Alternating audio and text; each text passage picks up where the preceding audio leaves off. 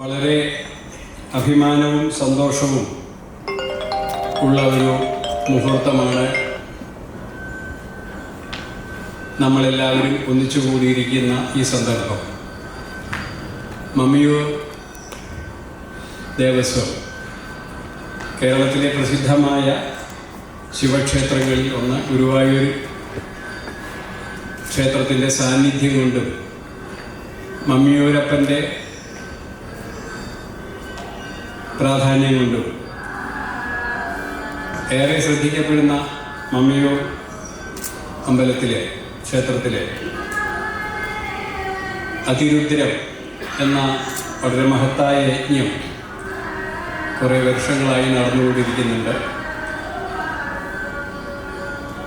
അതോടനുബന്ധിച്ച് അതിരുദ്രം അതുപോലെയുള്ള ക്ഷേത്ര സംബന്ധികളായ അനുഷ്ഠാനങ്ങളും ചടങ്ങുകളും വളരെ പ്രാധാന്യത്തോടെ അവിടെ നടക്കുന്നുണ്ട്. അതോടുകൂടി കഴിഞ്ഞ ഏതാനും വർഷങ്ങളിലായി ഈ ഹാളിലെ ക്ഷേത്ര സംസ്കാരത്തെയും അതുമായി ബന്ധപ്പെട്ട ക്ഷേത്ര വിജ്ഞാന പാരമ്പര്യങ്ങളെയും കുറിച്ച് വളരെ വിപുലമായ ശ്രദ്ധേയമായ സെമിനാർ പരമ്പരകൾ അത് ഇവിടെ ദേവസ്വം ഭരണസമിതി ചെയർമാനായി ഏറെക്കാലം പ്രവർത്തിച്ചു കൊണ്ടിരിക്കുന്ന നമ്മുടെ ഒപ്പമുള്ള GK ഹരിഹരൻ, പ്രകാശസ്വാമി എന്ന് നമുക്കെല്ലാം വളരെ അടുപ്പത്തോടുകൂടി വിളിക്കുന്ന അദ്ദേഹം, പ്രകാശസ്വാമി ചെയർമാനായി, അദ്ദേഹത്തിൻ്റെ കൂടെ ഗോവിന്ദദാസ് ഇപ്പോൾ അവിടെ എത്തിയിട്ടില്ല, വൈകുന്നേരം വരെ, അവരെല്ലാവരും കൂടി കുറേ കൊല്ലങ്ങളായിട്ട് ഇതോടനുബന്ധിച്ച് ഇങ്ങനെ ഒരു പരിപാടി കൂടി ആരംഭിക്കുകയും അത് വളരെ വിജയപ്രദമായി നടത്തുകയും ചെയ്തുകൊണ്ടിരിക്കുകയാണ്. അതിൻ്റെ കോർഡിനേഷൻ, അതിൻ്റെ ആയോജനം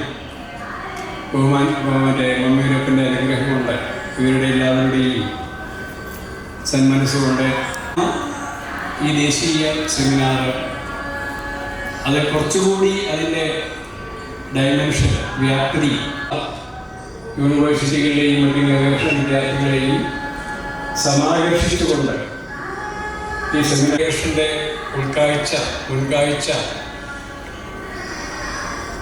കഴിഞ്ഞ ഒരു 2-3 സെമിനാർ കഴിഞ്ഞപ്പോൾ ഒരു സെമിനാറിൽ ഹരിഹരകൃഷ്ണൻ ഇവിടെ ഒരു പ്രൊക്ലമേഷൻ നടത്തി. 3 ദിവസം സെമിനാർ നന്നായിട്ട് അറ്റൻഡ് ചെയ്ത് അതിൻ്റെ ഒരു ആസ്വാദനം, അവലോകനം 15 പേജ് 20 പേജിൽ എഴുതി ഇവിടെ സമർപ്പിക്കുന്ന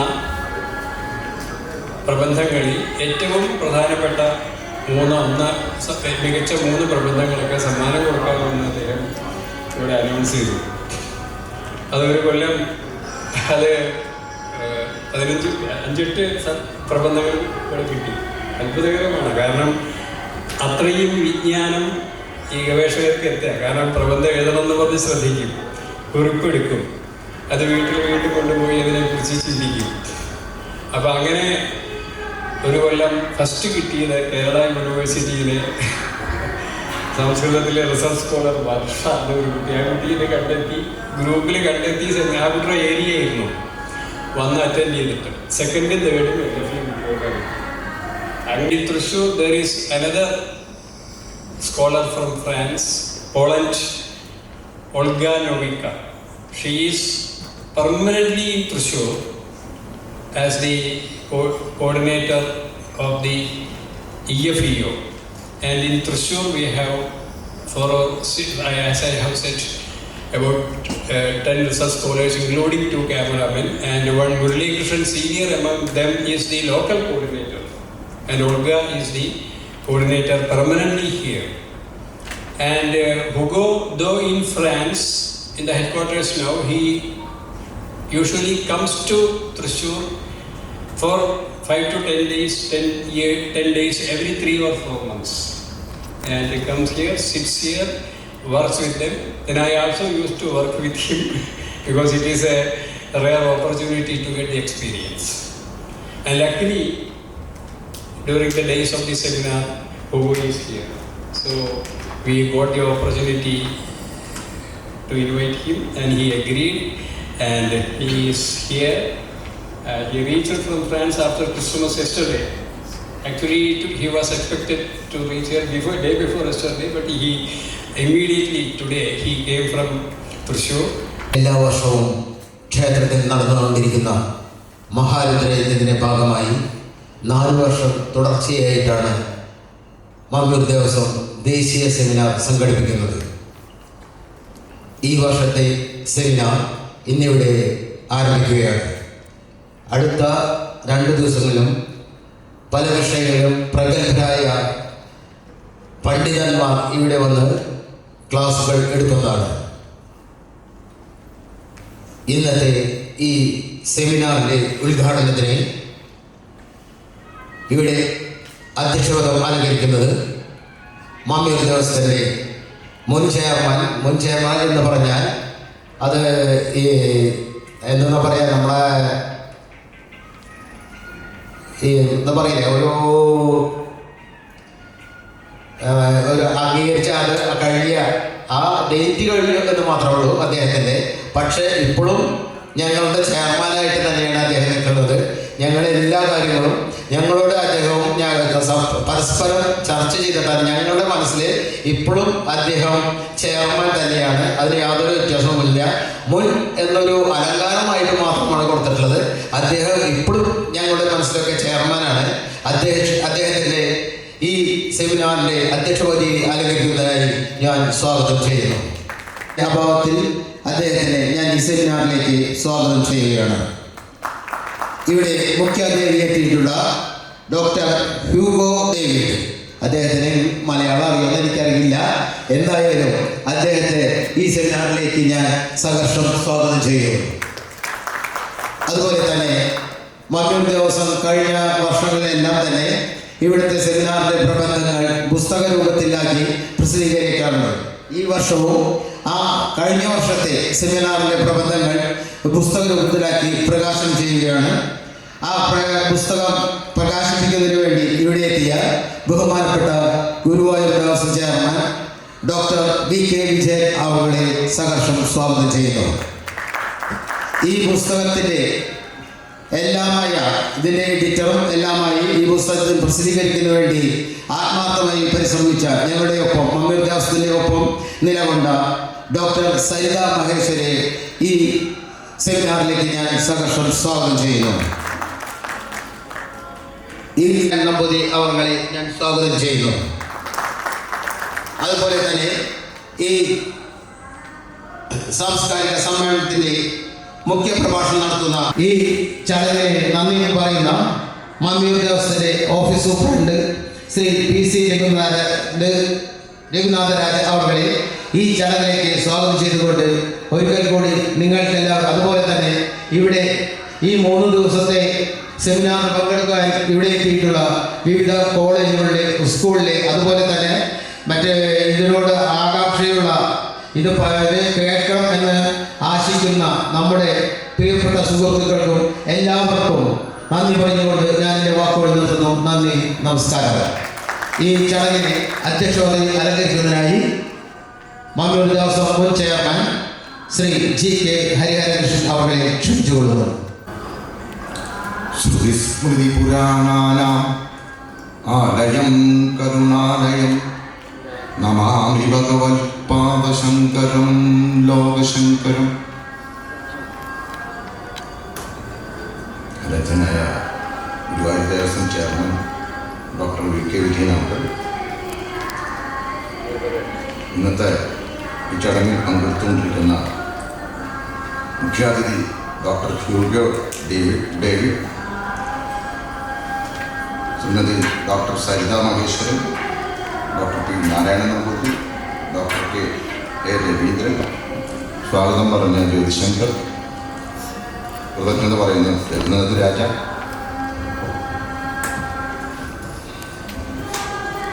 ഏറ്റവും സ്നേഹം നിറഞ്ഞ ഇവിടെ ചടങ്ങിലേക്ക് എത്തിച്ചേർന്നിട്ടുള്ള വിദ്യാർത്ഥികൾ, പ്രത്യേകിച്ചും ഇതിൻ്റെ എല്ലാമായ ഒരു നീലകണ്ഠൻ സാറ് നമ്മുടെ കൂടെ അങ്ങനെ നിന്ന് കൊടുക്കുക, എല്ലാ വഴിയും ചെയ്യുന്നതും കണ്ടെത്തുന്നതും ഒക്കെ നീലകണ്ഠൻ സാറാണ്. ഇതിൻ്റെ ഈ സെമിനാറിൻ്റെ ആവിർഭാവം എന്ന് പറയുന്നത് സത്യത്തിൽ പറയുകച്ചാൽ ഗുരുവായൂർ ദേവസ്വം ആരംഭിച്ച് നടത്തിയിരുന്ന 68 തോന്നുന്നു. അതിനായ ഇന്ത്യയുടെ പ്രധാനമന്ത്രി ജവഹർലാൽ നെഹ്റു മരിച്ച ആ സമയത്ത് നിർത്തിയതാണ്. ഹിന്ദു മഹാസമ്മേളനം എന്ന് പറഞ്ഞ ഗുരുവായൂർ ദേവസ്വത്തിൻ്റെ സത്ര ഹാളിൽ വളരെ വിപുലമായിട്ട് തന്നെ സമ്മേളനം നടന്നിരുന്നു. അതൊന്നും വീണ്ടും ഗുരുവായൂർ തിരിച്ച് അത്തരം ഒരു സമ്മേളനം നടത്തണം എന്നുള്ള അതിയായ മോഹം ഉണ്ടായിരുന്നു. ഞാൻ ചെയർമാനാവുന്നതിന് മുമ്പേ മമ്മിയുടെ ദേവസ്വം 2015 ഞാൻ ചെയർമാനാണ്. അതിനു മുമ്പേ ഉള്ള ദേവസ്വത്തിൻ്റെ ചെയർമാൻമാരുടെ അഭ്യർത്ഥിയെ കിട്ടി. എന്തോ കാരണവശാൽ നടന്നില്ല. അപ്പം എന്താ പ്രശ്നം ചോദിച്ചിട്ടുണ്ടായി. ഹിന്ദു മഹാസമ്മേളനം എന്ന് പറഞ്ഞിട്ട് നടത്തിയാൽ കുഴപ്പമാവുമെന്നാണ് ഭയം ദേവസ്വം. അത് അവരുടെ കുറ്റം പറഞ്ഞിട്ട് കാര്യമില്ല. എന്തായാലും നടക്കാതെ പോയി. പക്ഷേ പിന്നീട് 2021-22 കാലത്തിൽ ഇവിടെ അതിരിത്ര യജ്ഞത്തിനോടനുബന്ധിച്ച് ഞങ്ങൾ കമ്മിറ്റി കൂടുകയുണ്ടായി. അപ്പോൾ സ്മരിക്കപ്പെടേണ്ട ഒരു പേര് കൂടെ സ്മരിക്കേണ്ടി തന്നെ. മനോരമയുടെ ഗുരുവായൂരിലെ പ്രധാന ലേഖകനായിരുന്ന വേണുഗോപാലിനെ അടങ്ങുന്നൊരു സംഘം ഇതിൻ്റെ മുമ്പിൽ നമ്മൾ നിർദ്ദേശം വയ്ക്കുക. ഇങ്ങനൊരു സമ്മേളനം വേണ്ടിയിട്ട് പണ്ട് നടന്നിരുന്നു. അതെങ്ങനെ നമുക്കൊന്ന് പുനരാവിഷ്കരിക്കാൻ കഴിയും? അന്നത്തെ കാര്യം നടക്കില്ലല്ലോ. അന്ന് സുകുമാര വഴിക്കോട്ടുമാരും മഹാരഥന്മാരൊക്കെ വന്ന് നടത്തിയ പോയൊരു സമ്മേളനം ഇനി അതേ രൂപത്തിൽ അവതരിപ്പിക്കാൻ പറ്റാതറിയില്ല. നമുക്കൊരു കാര്യം ചെയ്യാം. നമുക്ക് സെമിനാർ രൂപത്തിൽ മമ്മിയിലത് ചെയ്യാം. അതിരുത്തോടനുബന്ധിച്ച് സെമിനാർ. അതിനിപ്പോൾ എന്താ ചെയ്യുക? സെമിനാർ എന്ന് പറഞ്ഞാൽ നമ്മൾ ചില സെമിനാറുകൾക്ക് പോയി അറ്റൻഡ് ചെയ്ത് ചോദിച്ചാൽ മറ്റു വിഷയങ്ങളൊന്നും നമുക്ക് പ്രാഗൽഭ്യമില്ല. എന്നാൽ ഞാൻ ഉപായം പറഞ്ഞുതരാം. ഒരു CM നീലകണ്ഠൻ കൊണ്ടൊരാളുണ്ട്, അദ്ദേഹത്തിനെ വിളിക്കുക. ഞാൻ പറഞ്ഞ ആരാണാവോ ഒക്കെ വഴിയുണ്ടതേ വിളിക്കാൻ നമുക്ക് അടുത്ത ദിവസം ഇരിക്കുക. അദ്ദേഹം വന്നു പറഞ്ഞു പിടിച്ചു വരുമ്പോൾ ഇവിടുത്തെ ഞങ്ങളുടെ കൺസൾട്ടിങ് എഞ്ചിനീയറുടെ ചേട്ടനാണ് അദ്ദേഹം. വഴിയെടുപ്പായി വന്നിരുന്നു, ചർച്ച ചെയ്തു. എന്താണ് പേര് കൊടുക്കുക, അതിനെ പറ്റിയിട്ടുള്ള ആലോചനയായി. അപ്പോൾ നമ്മുടെ കടവല്ലൂരിലെ ഇതിനോടനുബന്ധിച്ച് അവിടെ കാര്യമായിട്ടുള്ള ചടങ്ങുകൾ നടക്കുന്നുണ്ട്. കടവല്ലൂർ അന്യോന്യം അതും വേദാധിഷ്ഠിതമായിട്ട് തന്നെയാണ് നടക്കുന്നത്. അതിൻ്റെ വെളിച്ചത്തിൽ ഇവിടെ എന്താ ചെയ്യാനും പറ്റും. അങ്ങനെ കണ്ടുപിടിച്ചൊരു പേരാണ് temple culture and knowledge tradition of India.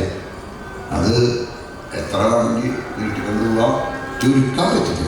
എന്തായാലും അങ്ങനെ വിവിധങ്ങളായിട്ടുള്ള മാറ്ററുകൾ വെച്ച് തുടങ്ങി. ഇപ്രാവശ്യം ഞാനും ഇങ്ങനെ ഇടമാഷായിട്ട് അധികം ഡിസ്കഷൻ ഉണ്ടായിട്ടില്ല. ഏതാണ്ട് കാലാവധി ഡിസംബർ 1 കഴിയുകയാണ്. അതിനുമുള്ള മറ്റു തിരക്കുകളിൽ പെട്ടുപോയി. അപ്പോൾ എൻ്റെ സഹപ്രവർത്തനമായിട്ട് ഗോവിന്ദാസുമായിട്ടാണ് ഇൻട്രാക്ട് ചെയ്തിട്ടുള്ളത്. അപ്പോൾ എനിക്ക് 3 പേരിട്ടത് ഇപ്രാവശ്യത്തെ സെമിനാറിൻ്റെ വിഷയം. അപ്പോൾ എനിക്ക് ഏറ്റവും താല്പര്യമുള്ള സബ്ജക്റ്റ് ആകണം വേദം എന്നുള്ളത് ഞാൻ അത് ടിക്ക് ചെയ്ത് കൊടുത്തു. അതുകൊണ്ടാണ് ഇപ്പോൾ നമ്മുടെ ഈ വർഷം oral tradition of Vedic chanting and preservation of Vedic text south Indian scenario എന്ന് പറഞ്ഞിട്ടുള്ള സബ്ജക്റ്റ് നമ്മൾ കിടന്നിട്ട്. എന്താണ് ഇപ്പോൾ വേദം എന്ന് പറഞ്ഞാൽ അതിനും ക്ഷേത്രമായിട്ട് എന്താ ബന്ധം എന്നൊക്കെ ചോദിച്ചാൽ അതൊക്കെ നമുക്ക് മാസങ്ങളോളം ചർച്ച ചെയ്യാം. എനിക്കറിയുന്ന കാര്യങ്ങൾ ചെറുതായിട്ട് ഞാൻ പറഞ്ഞു നിർത്തും ചെയ്യും. ക്ഷേത്രം എന്ന് പറഞ്ഞാൽ ശരിക്കും പറയാച്ചാൽ ഒരു കറക്ഷൻ സെൻറ്റർ എന്ന് പറഞ്ഞു പറയും. കറക്ഷൻ സെൻറ്റേഴ്സാണ് അത്. ക്ഷേത്രമാവട്ടെ, ക്രിസ്ത്യൻ പള്ളിയാവട്ടെ, മുസ്ലിം പള്ളിയാവട്ടെ, ഇതൊക്കെ കറക്ഷൻ സെൻറ്റേഴ്സാണ്. നമ്മളുടെയൊക്കെ കറക്ഷൻസ് ആവശ്യം. ഒരു പക്ഷേ ഈ ശരീരം എന്ന് പറയുന്നത് പഞ്ചഭൂതങ്ങളാൽ സൃഷ്ടിതമാണ്. പഞ്ചഭൂതങ്ങളാൽ സൃഷ്ടിതമാകുമ്പോൾ ചിലപ്പോൾ ഇംബാലൻസ് ഉണ്ടാവും. ഈ പഞ്ചഭൂതം ജലം, ഭൂമി, വായു, ആകാശം, അഗ്നി, ഇതിൻ്റെയൊക്കെ ഫീച്ചേഴ്സ് നമ്മുടെ ദേഹത്തുണ്ടല്ലോ. അപ്പം ഇതിൻ്റെ കറക്ഷൻ ഉണ്ടാകണമെന്നുണ്ടെങ്കിൽ എവിടെയൊക്കെ കറക്റ്റ് ചെയ്യുക. അതാണ് ക്ഷേത്രത്തിൽ പോകുന്നത്. അവിടെ എങ്ങനെയാണ് കറക്റ്റ് ചെയ്യുന്നത്, എങ്ങനെയാണ് കറക്ഷൻ ഉണ്ടാവുക, തെറ്റിനെങ്കിൽ തിരുത്താട്ടോ. അവിടെ വളരെ അഡ്വാൻസ്ഡ് ആയിട്ട് പഠിച്ചവരും എല്ലാവരും സത്യത്തിൽ പറയിച്ച് ഞാനിപ്പോൾ നിൽക്കുന്നൊരവസ്ഥ മഹാഭാരത യുദ്ധത്തില് അർജുനൻ ആ പോർമുഖത്ത് പോയി നിൽക്കുമ്പോൾ അവിടെ എല്ലാ മഹാരഥന്മാരും ഭീഷ്മാചാര്യർക്ക് മുതൽ അതുമായി തന്നെ ഇപ്പോൾ ഡേവിഡ് സാറും വിജയൻ സാറും നാരായണൻ സാറും എല്ലാവരും വിളിക്കുന്നു. ഞാനിതൊക്കെ പറഞ്ഞിട്ട് അബദ്ധം ശരിയാവുന്നതാണ് എൻ്റെ ഒരു വർഷം നീനാണ് സാർ വിളിക്കുന്നത്. പക്ഷെ എന്നാലും ഉള്ളിൽ തട്ടിയെന്ന് പറയാം. ഞാൻ വളരെ ബ്ലാങ്കായിട്ടാണ് ഇവിടെ ഞാൻ പറയുന്നത് ടീച്ചറെടുത്ത് ഒന്നും പറയാൻ നിശ്ചയിച്ച. അപ്പോൾ ഈ കറക്ഷൻ സെന്റർ എന്ന് പറയുമ്പോൾ ശിവക്ഷേത്രം എടുക്കുക, ഏത് ക്ഷേത്രമാവട്ടെ. സത്യത്തിൽ പറയുകച്ചാൽ മമ്മിയിൽ എന്ന് പറയുമ്പോൾ ശിവക്ഷേത്രം എന്ന് പറഞ്ഞാൽ സത്യത്തിൽ പറയുകച്ചാൽ എങ്ങനെയാണ് എനർജി ഉണ്ടാകുന്നത്, സൗണ്ട് എനർജി, ലൈറ്റ് എനർജി എന്നൊക്കെ പറഞ്ഞു പോലെ എനിക്ക് തോന്നുന്നത് ഈ വേദം സൗണ്ട് എനർജിയിലെ ഭാഗമാണെന്നാണ് എൻ്റെ ഒരു വിവക്ഷ. ജപിക്കണം ഓം സം ചമേ മയശ്ചമേ എന്നൊക്കെ പറഞ്ഞിട്ട് ചമകം പറയുമ്പോൾ റിക്വസ്റ്റ് വയ്ക്കുക ഭഗവാൻ. മഹാദേവൻ തോന്നുന്നുണ്ട് നമ്മുടെ വരുന്നവർക്ക് ഒരു നോളജ് സെന്റർ ആയിട്ട് മാറട്ടെ. ഇത് തോന്നിയത് കൊണ്ടായിരിക്കാം ഈ 5ാമത്തെ വർഷവും ഇത് മുടങ്ങാണ്ട് ഈ സെമിനാർ നടക്കുന്നത്. അമ്പലത്തിൽ പോയിട്ട് തിരുമേനി വർഷം തീർത്ഥം വരും, അത് കുടിക്കും, അതിൽ എനർജിയുണ്ട്. അതിനായിട്ടുള്ള നമ്മുടെ കലാമണ്ഡലം കൽപ്പിത സർവകലാശാലയുടെ vice chancellor Shri doctor B Ananthakrishnan വന്നുകൊണ്ടിരിക്കുന്നുണ്ട്. അദ്ദേഹത്തിന് നമ്മുടെ ഈ ചടങ്ങിൻ്റെ പേരിൽ സ്വാഗതം പറഞ്ഞുകൊള്ളുന്നു. നമ്മുടെ ഉദ്ഘാടനം കൂടിയാണ്.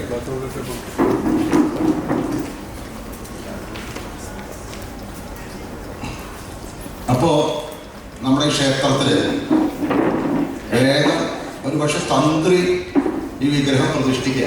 തന്ത്രി തന്നെയാണല്ലോ ദേവന്റെ പിതാവ്. ഈ പ്രതിഷ്ഠിക്കുമ്പോൾ മന്ത്രവും തന്ത്രവും സമന്വയിപ്പിച്ചുകൊണ്ട് ആണ് പ്രതിഷ്ഠ നടത്തുന്നത്. ഈ മന്ത്രങ്ങളിലെല്ലാം തന്നെ എനർജിയുണ്ട്.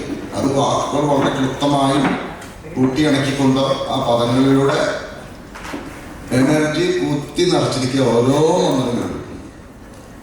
ആ മന്ത്രങ്ങളെല്ലാം തന്നെ ഉരുവിട്ടുകൊണ്ട് ഈ വിഗ്രഹത്തിലേക്ക് സന്നിവേശിക്കുക. സൗണ്ട് എനർജിയിലൂടെയും തന്ത്രത്തിലൂടെയും കേവലവിധി പ്രകാരം തന്ത്രവും ഇത് രണ്ടും കൂടി സമന്വയിപ്പിച്ച് ആ വിഗ്രഹത്തിലേക്ക് ഒരു എനർജി കൊടുക്കുക. അപ്പൊ ഈ എനർജി ഉള്ള സെന്റേഴ്സിലേക്ക് നമ്മൾ പോവുക. അപ്പൊ നമ്മുടെ ഈ ദേഹത്തുള്ള പഞ്ചഭൂതത്തിന്റെ എനർജി ലെവലൊക്കെ മാറിക്കൊണ്ടിരിക്കും. പലപ്പോഴും ആ എനർജി ലെവൽ മാറിക്കൊണ്ടിരിക്കുമ്പോൾ കറക്റ്റ് ചെയ്യാനുള്ള സെന്റേഴ്സാണ് ക്ഷേത്രം. ആ ക്ഷേത്രത്തിൽ പോയി എന്തായാലും നിങ്ങൾ കറക്റ്റ് ചെയ്തിട്ടുണ്ട്, യാതൊരു തർക്കമില്ല. അതിൻ്റെയൊക്കെ കൂടുതൽ വിവരങ്ങളിലേക്ക് വരും ചർച്ചകൾ ഉണ്ടാവും ഞാൻ വിചാരിക്കുന്നു. എന്തായാലും മന്ത്രത്തിന് വരേണ്ടതെന്ന് ഉറപ്പാണ്. സൗണ്ടിനും ആ സൗണ്ട് വേവ്സിലൂടെ അതിന് ചെറിയൊരു പാട്ട് പാട്ട് ഞാൻ എൻ്റെ ഈ അധിക പ്രസംഗം നിർത്താൻ തോന്നുന്നു. എനിക്ക് ഇരയമ്മൻ നമ്മുടെ സുപ്രധാനമായ പാട്ടുണ്ട്. ഓമാന തിങ്കൾ കിടാവോ മുഴുവൻ പാടില്ല, പഴയ പാട്ടാണ്. പുതിയ കുട്ടികൾക്ക് വേറെ വല്ല ലജ്ജാവുന്ന പാടിയ ഇഷ്ടാവും അല്ലേ? അതിലും വരെ എനർജി ഉണ്ട്. അപ്പം എന്തായാലും ഒരു അമ്മ കുട്ടിയെ തോളത്ത് തട്ടും ഈ പാട്ട് പാടും. നീലാംബരി രാഗത്തിൽ പാടുമ്പോൾ സ്വാഭാവികമായിട്ടും ആ രാഗത്തിൻ്റെ ആ താളത്തിൽ ആ കുട്ടി ഓർക്കും. അപ്പോൾ സൗണ്ട് എനർജി കൃത്യമായിട്ട് ആ കുട്ടിയിലേക്ക് എത്തുക സൗണ്ടിലൂടെ. അപ്പം നമ്മൾ കാണാത്ത ചക്രങ്ങൾ നമ്മുടെ കൈക്ക് അകത്തുണ്ട്. ആ ചക്രങ്ങളിലൂടെ ഉണ്ടാകുന്ന എനർജി കുട്ടിയിലേക്ക് പാസ് ചെയ്യും. ഒരുപക്ഷെ നമ്മളിൽ തന്നെ ഒരു ഗാനം പാടുമ്പോൾ ഏത് ഗാനമാവട്ടെ കൈ തട്ടുമ്പോൾ ആ ചക്രങ്ങൾ തുറന്ന് നമ്മുടെ ഹൃദയം ശുദ്ധീകരിച്ച് ബ്രെയിനും ശുദ്ധീകരിക്കും. ഇതൊന്നും നമ്മുടെ ഇപ്പം നാരായണ മാഷും വിജയ മാഷും എന്ന് പറഞ്ഞാൽ നമ്മുടെ ആൾക്കാർക്ക് കേൾക്കില്ല. അപ്പോൾ ആര് പറയണം എന്ന് ചോദിച്ചു കഴിഞ്ഞാൽ അത് വെള്ളക്കാരൻ പറയണം. Doctor Hugo David, if he says something, you will listen and you will also obey. Because that is Malayalis culture or Indian culture എന്ന് പറയുന്നത്. ഇവിടെ 1975 പാഞ്ഞാളില് വലിയ യാഗം നടന്നു. അതും സ്റ്റാൾ എന്ന് പറഞ്ഞ കടക്കാരൻ വന്നിട്ട് അത് ക്യാമറയിൽ പകർത്തുകയൊക്കെ ചെയ്തിട്ടുണ്ട്. ഈ മന്ത്രം ജപിച്ച് ഹോമങ്ങൾ നടത്തി പ്രകൃതിയിലുണ്ടാകുന്ന മാറ്റങ്ങൾ രേഖപ്പെടുത്തിയിരിക്കുന്നു. അപ്പോൾ ഇവിടെ അബ്ദുൽ കലാം ഉണ്ടായിരുന്ന അവർ രേഖപ്പെടുത്തിയാൽ നമുക്ക് കേട്ടൂടെ. പക്ഷെ അവർക്കൊന്നും നമ്മുടെ നാട്ടിൽ ആനയ്ക്ക് ആനയുടെ വലിപ്പറിയില്ല, മുറ്റത്തെ മുല്ലയ്ക്ക് മണമില്ല എന്ന് പറയുന്നത് വെറുതെ ഇല്ല.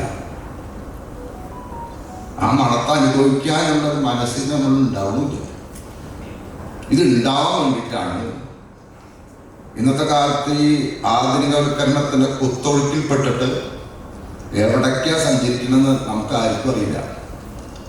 ഇരിക്കുന്ന കുട്ടികൾ ഇവിടെ വന്നിരിക്കുന്നുണ്ടെങ്കിൽ അതൊരു നിശ്ചയമാണ്. മാഷന്മാർ പറഞ്ഞിട്ടുണ്ടാവും ഇവിടെ വന്നിരിക്കണം, എന്തായാലും ചെറുതും കേൾക്കൂലും. ഇതിൽ നല്ല വാക്കിൽ 10 പറഞ്ഞിട്ടുണ്ടെങ്കിൽ 2 കേട്ടാൽ മതി. അവരെ ഇവിടെ പിടിച്ചിരുത്തുന്നതും ഒരു എനർജിയാണ്. ഈ 3 ദിവസം ഇവിടെ ഇരിക്കണത് എന്തായാലും അങ്ങനെ ആ അതിരുത്തരം യജ്ഞത്തിനോടനുബന്ധിച്ച് മഹാരുദ്രം ജപം വന്നിട്ടുള്ളത് തന്നെ കൃഷ്ണ യജുർവേദത്തിൽ നിന്നാണ്. ശ്രീരുദ്ര ജപം അതിലധിഷ്ഠിതമാണ്. അപ്പോൾ ഇതിലെല്ലാത്തിനും ശക്തി കേന്ദ്രങ്ങളാണ്, എനർജി കേന്ദ്രങ്ങളാണ് എന്നുള്ളത് പിന്നീട് നിങ്ങൾക്കിത് കഴിഞ്ഞു പോകുമ്പോൾ തിരിഞ്ഞു നോക്കുമ്പോൾ നിങ്ങൾക്ക് ഈ വിദ്യാർത്ഥികൾക്കെല്ലാം അഭിമാനിക്കാൻ വകയുണ്ടാവും. എന്താ, ഞങ്ങൾ 3 ദിവസം സെമിനാർ കേട്ടു. ഋഗ്വേദം, യജുർവേദം, സാമവേദം, അഥർവവേദം, 4 വേദങ്ങളെ പറ്റിയിട്ട് കുറച്ചെങ്കിലും മനസ്സിലാക്കുവാൻ സാധിച്ചു. പിന്നെ സാമഗാന പ്രിയ ലോലൻ സാമവേദത്തിൽ അധിഷ്ഠിതമായ മഹാദേവൻ, മഹാദേവന്റെ സന്നിധിയിൽ നിന്ന് കുറച്ചെങ്കിലും വിദ്യ ലഭിക്കുവാൻ അതിന് തന്നെ ഞങ്ങൾ വെച്ചത് the knowledge tradition of India. Temple culture എന്ന് പറഞ്ഞാൽ ക്ഷേത്രം, നമ്മൾ ഉദ്ദേശിക്കുന്ന ക്ഷേത്രത്തിൽ എന്ന് പറഞ്ഞാൽ നേരത്തെ സൂചിപ്പിച്ചു, മുഴുവൻ പറഞ്ഞില്ല. ക്ഷേത്രത്തിന് വന്ന് തിരുമേനി തീർത്ഥം തന്നു, ആ തീർത്ഥത്തിനും എനർജി ഉണ്ടെന്ന് ഞാൻ പറഞ്ഞു. പിന്നെ 2 പഞ്ചാര പായസമോ നെയ്പായസോ തിരുമതിലൊക്കെ കഴിച്ചു പോയിട്ട് മാത്രം ക്ഷേത്രമാവില്ല. ക്ഷേത്രം എന്ന് പറയുന്നത് നോളജ് സെൻറ്റർ തന്നെയാണ്, കളക്ഷൻ സെൻറ്ററുമാണ്. പഞ്ചഭൂതങ്ങൾക്ക് ക്ഷേത്രം ഉണ്ടെങ്കിൽ സൗത്ത് ഇന്ത്യയിൽ അത് പറയുന്നത് സാക്ഷാൽ കൈലാസവും ഈ പഞ്ചഭൂത ക്ഷേത്രങ്ങളും ഒരു നേർരേഖയിലാണെന്ന് പറയുന്നത്. അതായത് തിരുവണ്ണാമല, കാഞ്ചീപുരം, തൃച്ചിയിലെ ജംബുകേശ്വര ക്ഷേത്രം, കാളഹസ്തിയിലെ ക്ഷേത്രം, പിന്നെ തഞ്ചാവൂരില്ല, കാഞ്ചീപുരം ഏകാംബരേശ്വരം. കാഞ്ചീപുരം എന്ന് പറഞ്ഞ ഏകാംബരേശ്വരം എന്ന് പറഞ്ഞു കഴിഞ്ഞാൽ അവിടെ എല്ലാം ശക്തി സ്വരൂപം ദേവി സൃഷ്ടിച്ചതെന്ന് പറഞ്ഞ ക്ഷേത്രങ്ങളൊക്കെ. ശ്രീ പാർവതി ദേവി സൃഷ്ടിച്ചതെന്ന് പറയുന്നത്. കാഞ്ചീപുരത്ത് മണ്ണുകൊണ്ട് സൃഷ്ടിച്ചിരിക്കുന്നു, അപ്പോൾ അത് ഭൂമി. പിന്നെ തൃച്ചിലപ്പള്ളിയിലെ സൃഷ്ടിച്ചത് ജലത്തിൽ നിന്നാണ്. ഐസോഡ് ഉണ്ടാക്കാൻ പറ്റുന്ന ജലം കൊണ്ട് ശീലങ്ങൾ ഉണ്ടാക്കിയെന്ന് പറയുന്നത്. അത് ഗുഹയുടെ അടിയിൽ പോയിട്ട് വേണം ക്ഷേത്രത്തിൽ ദർശനം നടത്താൻ. തൃശ്ശിയിൽ തിരുവണ്ണാമല അഗ്നിസ്വരൂപനാണ് ഭഗവാൻ. നമ്മുടെ കാളഹസ്തി പോയി കഴിഞ്ഞാൽ വായുസ്വരൂപമാണ്.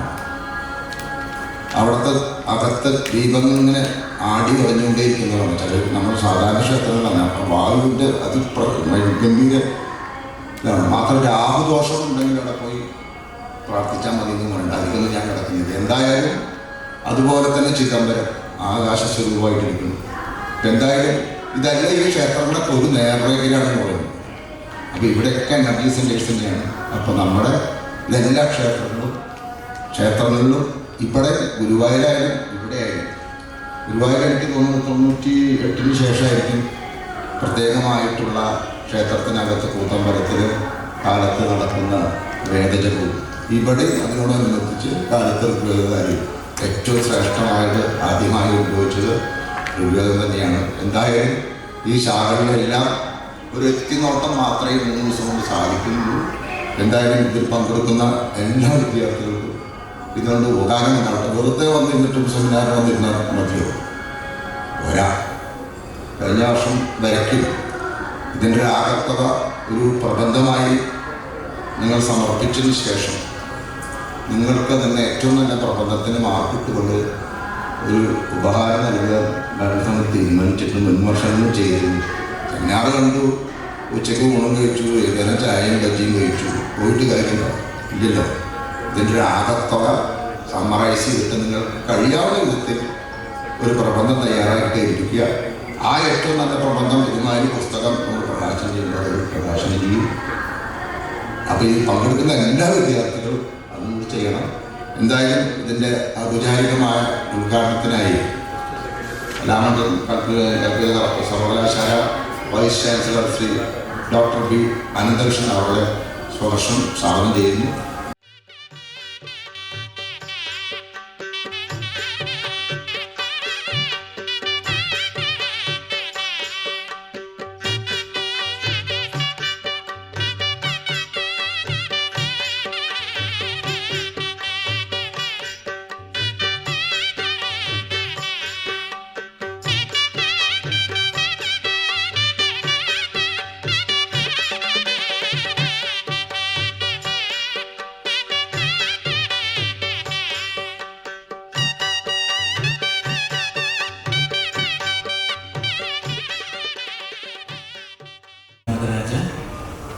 സ്വാഗതം പറഞ്ഞ ശ്രീ ജ്യോതിശങ്കർ, അഭിനന്ദരായ വ്യക്തികൾ, സുഹൃത്തുക്കൾ, കുട്ടികൾ,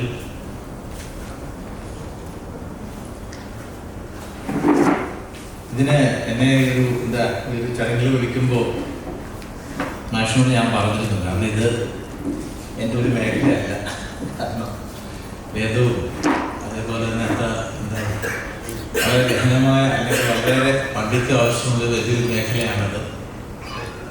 ഭയമാണ് ഇതൊക്കെ ഈ വേദവുമായിട്ടൊക്കെ ബന്ധപ്പെട്ട കാര്യങ്ങളെക്കുറിച്ച് സംസാരിക്കാനും അങ്ങനെ ഒരു സമ്മേളനത്തിൽ പങ്കെടുക്കാനൊക്കെ ഉള്ള ഒരു എന്നുവെച്ചാൽ മറ്റൊന്നും കൊണ്ടല്ല, അതിൻ്റെ ഒരു വൈജ്ഞാനിക മേഖലയുടെ അതിൻ്റെ ഒരു ആഴത്തെക്കുറിച്ച് കുറച്ചൊക്കെ മനസ്സിലാക്കാൻ കഴിഞ്ഞുകൊണ്ടാവാം. കാരണം എപ്പോഴും അതിൽ തൊടുക എന്ന് പറയുന്നൊരു ഭയമാണ്. അല്ലെങ്കിൽ അതിനെക്കുറിച്ച് പറയുക, അതിനെ ബന്ധപ്പെട്ട ഒരു കാര്യത്തിൽ പങ്കെടുക്കുക എന്നൊക്കെ പറയുന്നത് എപ്പോഴും എൻ്റെ ഒരു മേഖലയല്ല. എന്നിരുന്നാലും ഇവിടെ ഈ നമ്മുടെ ഒരു വൈജ്ഞാനിക പാരമ്പര്യവും ക്ഷേത്ര സംസ്കാരവുമായിട്ട് ബന്ധപ്പെട്ട ഈ സെമിനാറിൽ പങ്കെടുക്കാൻ കഴിഞ്ഞ സന്തോഷമുണ്ട്. കാരണം നമ്മുടെ ഒരു കലാമണ്ഡലത്തിൽ തന്നെ കലാമണ്ഡലം നമ്മുടെ ഒരു പാരമ്പര്യത്തിൻ്റെ ഭാഗമാണ്. കലാമണ്ഡലം കൈകാര്യം ചെയ്യുന്നതും ഒരു പാരമ്പര്യവുമായി ബന്ധപ്പെട്ടൊരു വൈജ്ഞാനിക മേഖലയാണ്. അതോടൊപ്പം തന്നെ ഇത് നമ്മുടെ ഒരു ആധുനിക ഒരു സമകാല സമൂഹത്തിൽ നിലനിൽക്കുന്ന സ്ഥാപനമാണ്. ഒരു സമകാല സമൂഹത്തിൽ ആവശ്യമായ രീതിയിൽ പാരമ്പര്യത്തെ എങ്ങനെ നമ്മൾ ഒഴിവാക്കിയെടുക്കുക എന്നുള്ളതാണ് നമ്മുടെ ഒരു ലക്ഷ്യവും. ഇവിടെയും ധാരണത്തിലിപ്പം കേരളത്തിലെ ഒരു വൈദിക പഠന ഒരു ആധുനിക രീതിയിലുള്ളൊരു കാഴ്ചപ്പാടുകൂടി വൈദിക പഠനത്തെ കൊണ്ടുവന്നിട്ടുള്ളതിൻ്റെ ഒരു ഏറ്റവും കൂടുതൽ കോൺട്രിബ്യൂട്ട് ചെയ്തിട്ടുള്ളത് നീലേട്ടൻ മാഷാണ്. കാരണം അദ്ദേഹത്തിൻ്റെ പ്രവർത്തനങ്ങളെക്കുറിച്ച് കഴിഞ്ഞ ഒരു തവണ ശങ്കരാചാര്യ യൂണിവേഴ്സിറ്റി പോയപ്പോഴാണ് വളരെ അന്നത്തെ വൈസ് ചാൻസലർ വളരെ വാചാലമായിട്ട് സംസാരിച്ചു. കാരണം വൈദിക പാരമ്പര്യത്തിൻ്റെ ഡോക്യുമെൻറ്റേഷനും അതായത് പുതിയ മീഡിയത്തിലേക്ക് അത് കൊണ്ടുവരാനും അതിൻ്റെ ആവശ്യത്തെക്കുറിച്ച് മനസ്സിലാക്കാനുമുള്ള ഒരു മനസ്സോടുകൂടിയ അല്ലെങ്കിൽ ഒരു അക്കാഡമിക് താല്പര്യമുള്ള ആളാണ് നീലേട്ടൻ മാഷ്. അദ്ദേഹത്തിൻ്റെ ഒരു സാന്നിധ്യം ഈ ഒരു സംസ്കാരത്തെ നിലനിർത്തുന്നതിലും പുതിയ തലമുറയിലേക്ക് കൊണ്ടുവരുന്നതിലും ഒക്കെ ധാരാളം പങ്കുവയ്ക്കുന്ന ആളാണ്. അതിനെതിരെ അദ്ദേഹത്തിന് എൻ്റെ അഭിനന്ദനങ്ങൾ അറിയിക്കുന്നു. കാരണം പലപ്പോഴും ഇങ്ങനെയുള്ള വ്യക്തികളാണ് പലപ്പോഴും ചിലപ്പോഴും ഒരു വ്യക്തിയുടെ ഒരു ഇനിഷ്യേറ്റീവ് ആവാൻ പലപ്പോഴും അടുത്തൊരു തലമുറയിലേക്ക് ഈ സംസ്കാരത്തെ പകരുന്നത്. മാത്രമല്ല അതിലുപരിയായിട്ട് ഒരു സമകാല സമൂഹത്തിൽ ഈ ഒരു പാരമ്പര്യത്തിൻ്റെ പ്രസക്തി എന്താണെന്ന് കൂടി നമ്മൾ മനസ്സിലാക്കി കൊടുക്കേണ്ടതുണ്ട്. കാരണം ഇന്നും നമ്മുടെ ഒരു വൈദിക പാരമ്പര്യം അതേപോലെ തന്നെ സമകാല സംസ്കാരം ഇതൊക്കെയായിട്ട് ഇടകലർന്ന് നിൽക്കുന്ന ഒരു പാരമ്പര്യമാണ് നമുക്കുള്ളത്. വിശേഷിച്ചും എന്താ പറയുക, നമ്മുടെ സാംസ്കാരിക ആവിഷ്കാരങ്ങളെ കുറിച്ചും അവതരണങ്ങളെ കുറിച്ചൊക്കെ പറയുമ്പോൾ ആദ്യമായിട്ട് നമ്മൾ തുടങ്ങുന്നത് അനുഷ്ഠാനങ്ങളിൽ നിന്നാണ്. അനുഷ്ഠാനം ഒരു വിശ്വാസത്തിന്റെ ഭാഗമായിട്ടാണ് നിലനിന്നിരുന്നെങ്കിലും പിന്നീട് അതിൽ നിന്നുണ്ടായ പരിവർത്തനം അല്ലെങ്കിൽ ഒരു പരിണാമങ്ങളൊക്കെ പലപ്പോഴും നമ്മുടെ ഇന്നിപ്പോൾ നിലനിൽക്കുന്ന പല പാരമ്പര്യ കലകളുടെയും പിന്നിലുണ്ട്. അതോടൊപ്പം തന്നെ ഇവിടെ വലിയൊരു പ്രശ്നം ഇവിടെ അധ്യക്ഷൻ പറഞ്ഞു, പലപ്പോഴും നമ്മളൊരു പാരമ്പര്യവുമായി ബന്ധപ്പെട്ട എല്ലാ വിജ്ഞാനങ്ങളെയും നമ്മൾ എങ്ങനെയാണ് കാണുന്നത് എന്നുള്ളൊരു പ്രാദേശികമായ പ്രശ്നമുണ്ട്. പലപ്പോഴും ഇപ്പോൾ കഥകളി ആയാലും ശരി, വൈദികമായ അല്ലെങ്കിൽ വൈദിക ലിറ്ററേച്ചർ ആയാലും ശരി, പലപ്പോഴും നമ്മുടെ പാരമ്പര്യത്തെക്കുറിച്ച് നമ്മൾ പറയുന്നതിന് പലപ്പോഴും അത്ര വലിയ മതിപ്പ് കാണുന്നില്ല. അതോടൊപ്പം തന്നെ പലപ്പോഴും നമ്മൾ അത് വേണ്ട രീതിയിൽ കോൺട്രിബ്യൂട്ട് ചെയ്യുന്നുണ്ടോ എന്നുള്ളൊരു വലിയ പ്രശ്നമുണ്ട്. കാരണം കഥകളിയെ സംബന്ധിച്ചിടത്തോളം നോക്കുകയാണെങ്കിൽ കഥകളിയെക്കുറിച്ച് ആധികാരികമായ ഒരു ഇംഗ്ലീഷ് ഗ്രന്ഥം വന്നിട്ടുള്ളത് പലപ്പോഴും പടിഞ്ഞാറൻ നാടുകളിലാണ്. അപ്പോൾ പലപ്പോഴും നമ്മളിപ്പോൾ കഴിഞ്ഞ തവണ നമ്മൾ എന്താ പറയുക ഒരു സെമിനാറിൽ നമ്മൾ സംസാരിക്കുമ്പോൾ എനിക്ക് മനസ്സിൽ തോന്നിയ ഒരു തമാശയായിട്ട് തോന്നിയൊരു കാര്യമാണ്. കാരണം തിങ്ങിലിയർ കഥകളി അവതരിപ്പിക്കുന്നു. അപ്പോൾ പലപ്പോഴും നമ്മൾ മലയാളികളായാലും ശരി, ഇന്ത്യക്കാരായാലും ശരി, നമ്മൾ കഥകളി നമ്മുടെ ഒരു പാരമ്പര്യ രൂപമാണ് അഭിമാനിക്കുന്നത്. പക്ഷേ എൻ്റെ ഒരു കമന്റ് അത് എനിക്ക് തോന്നിയ രസകരമായ കാര്യം എന്ന് വെച്ച് കഴിഞ്ഞാൽ, കഥകളി തിങ്ങിലിയർ കഥകളി അവതരിപ്പിക്കുന്നു എന്ന് പറയുമ്പോൾ നമ്മൾ അഭിമാനിക്കുന്നത് പലപ്പോഴും കഥകളിയുടെ മഹത്വത്തിലേക്കല്ല വലിച്ചുള്ളത്, മറിച്ച് കഥകളിയെ ഷേക്സ്പിയർ അംഗീകരിച്ചു എന്നുള്ളതാണ്. ആ രീതിയിലാണ് നമ്മൾ ഇതിനെ കാണുന്നത്. അങ്ങനൊരു സമീപനമുണ്ട്. എനിക്ക് തോന്നുന്നു ആ ഒരു വിജ്ഞാനത്തെ കുറിച്ചുള്ള നമ്മുടെ ധാരണകൾക്ക് മാറ്റം കുറിക്കുവാൻ ഇങ്ങനെയുള്ള സെമിനാറുകൾ ഉതകും, അല്ലെങ്കിൽ സെമിനാറുകൾ മാറേണ്ടതുണ്ട്. അതോടൊപ്പം തന്നെ ഇതിനെ ഒരു സമകാല സമൂഹത്തിൽ മറ്റെല്ലാ വിഷയങ്ങളും പഠിക്കുന്ന ഒരു ഗൗരവത്തോടുകൂടി പഠിക്കാനും അതിനെ ബഹുമാനിക്കാനുമുള്ള ഒരു സംസ്കാരമാണ് ആദ്യമായി ഉണ്ടാവേണ്ടത്.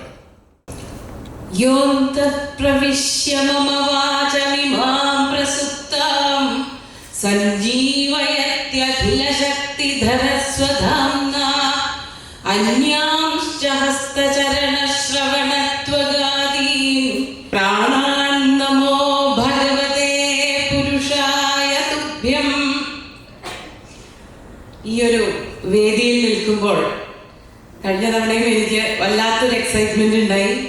ഇപ്പോഴും അതിനൊട്ടും കുറവില്ല. അതുകൊണ്ടാണ് ഞാൻ കാണാപ്പാടം പഠിച്ചു വന്ന പ്രാർത്ഥനാ ശ്ലോകം പോലും ചൊല്ലാൻ പറ്റാതെ വന്നത്. എല്ലാ ദിവസവും എഴുന്നേറ്റ് ചൊല്ലുന്നൊരു ശ്ലോകമാണ്, അതുപോലും മര്യാദയ്ക്ക് ചൊല്ലാൻ പറ്റിയില്ല. ഏതായാലും എന്നെ ഇവിടെ വരെ എത്തിച്ച എല്ലാ അധ്യാപകരുടെ മുമ്പിലും ആദ്യമായിട്ട് ഞാൻ നമസ്കരിക്കുന്നു. ഈ ഒരു വേദി മമ്മിയൂരപ്പൻ്റെ മുമ്പിൽ വെച്ചുകൊണ്ട് തന്നെ ഞാൻ എഡിറ്റ് ചെയ്ത ഈ ഒരു പുസ്തകം അവതരിപ്പിക്കാൻ അല്ലെങ്കിൽ അത് പ്രകാശിപ്പിക്കാൻ സാധിച്ചത് വളരെ അതൊരു ചാരിതാർത്ഥ്യത്തിൻ്റെ ഒരു വലിയ തലമാണ് എന്ന് ഞാൻ തിരിച്ചറിയുന്നുണ്ട്. ഏറ്റവും ബഹുമാന്യനായിട്ടുള്ള ഈ ഒരു വേദി, ഈ ഒരു പുസ്തക പ്രകാശന ചടങ്ങോട് കൂടിയിട്ടുള്ളതായ ഈ ദേശീയ സെമിനാറിന്റെ ഉദ്ഘാടനം നടത്തിയ Kerala Kalamandalam vice chancellor doctor B Ananthakrishnan sir, അധ്യക്ഷനായിരിക്കുന്ന GK ഹരിഹരകൃഷ്ണൻ സാർ, ഈ ഒരു സെമിനാറിനെ പറ്റി അതിൻ്റെ പരിപ്രേക്ഷ്യം എന്താണ് എന്നുള്ളത് നമുക്ക് എല്ലാവർക്കും വിശദീകരിച്ചു തന്ന ഡോക്ടർ CM നീലകണ്ഠൻ സാർ, മുഖ്യ അതിഥിയായ ഡോക്ടർ ഹ്യൂഗോ ഡേവിഡ് സാർ, എന്നെ പഠിപ്പിച്ച അധ്യാപകരാണ് ഇവരെല്ലാവരും. നീലകണ്ഠൻ മാഷായാലും വിജയൻ മാഷായാലും നേരിട്ട് പഠിപ്പിച്ചിട്ടില്ല എങ്കിലും നാരായണ നമ്പൂരി മാഷ്, എല്ലാവരെയും ഞാൻ മാഷ് എന്ന് തന്നെയാണ്, എന്നെ പഠിപ്പിച്ചു എന്ന് തന്നെയാണ് ഞാൻ ഉറച്ചു വിശ്വസിക്കുന്നത്. കേരളവർമ്മ കോളേജിൽ വന്നപ്പോൾ ഞങ്ങൾക്ക് വളരെ രസകരമായിട്ട് കാളിദാസന്റെ കാവ്യങ്ങളെ പറ്റി പഠിപ്പിച്ചു തന്ന, അങ്ങനെ പറയാനാണ് എനിക്കിഷ്ടം. ഗുരുവായൂർ ദേവസ്വത്തിന്റെ ചെയർമാനൊക്കെ ആണെങ്കിലും എൻ്റെ പ്രിയപ്പെട്ട വിജയൻ മാഷാണ് പുസ്തകം പ്രകാശനം ചെയ്യുന്നത്, സ്വീകരിക്കുന്നത് നാരായണ നമ്പൂതിരി മാഷാണ്. അതുപോലെ ഡിഗ്രി PG തലങ്ങളൊക്കെ കഴിഞ്ഞ് വരുമ്പോഴാണ് നമ്മൾ ആരെങ്കിലും ഒക്കെ ആയി എന്നുള്ള എന്തെങ്കിലുമൊക്കെ പഠിച്ചു എന്ന്. തുടക്കത്തിലൊക്കെ വളരെയധികം പരിഭ്രമത്തോടു കൂടിയിട്ടാണ് സംസ്കൃതം എന്നൊരു ഭാഷയെ കൈകാര്യം ചെയ്യാനായിട്ട് പുറപ്പെടുന്നത്. ആ തലങ്ങളിലൊക്കെ വേണ്ടത്ര നിർദ്ദേശങ്ങൾ തന്നിട്ടുള്ള നീലകണ്ഠൻ മാഷ്, അതുപോലെ രവീന്ദ്രൻ മാഷ്, ശ്രീദേവി ടീച്ചർ, അങ്ങനെ പഠിപ്പിച്ചിട്ടുള്ള എനിക്ക് ആരാധ്യരായിട്ടുള്ള എല്ലാ ഗുരുജനങ്ങൾക്കും, ഇവിടെ വന്നു ചേർന്നിരിക്കുന്ന വിദ്യാർത്ഥികൾ, സംസ്കൃത സ്നേഹികൾ എല്ലാവർക്കും എൻ്റെ എല്ലാവരോടുമുള്ള കടപ്പാട് ഞാൻ അറിയിക്കുകയാണ്. ആദ്യം തന്നെ അത് വിട്ടുപോവാതിരിക്കാൻ വേണ്ടിയിട്ടാണ് ഈ ഒരു പുസ്തകം എന്ന് പറയുന്നത് കഴിഞ്ഞ വർഷം നടത്തിയതായ സെമിനാറിൽ അവതരിപ്പിച്ച പ്രബന്ധങ്ങൾ ക്രോഡീകരിച്ചതാണ്.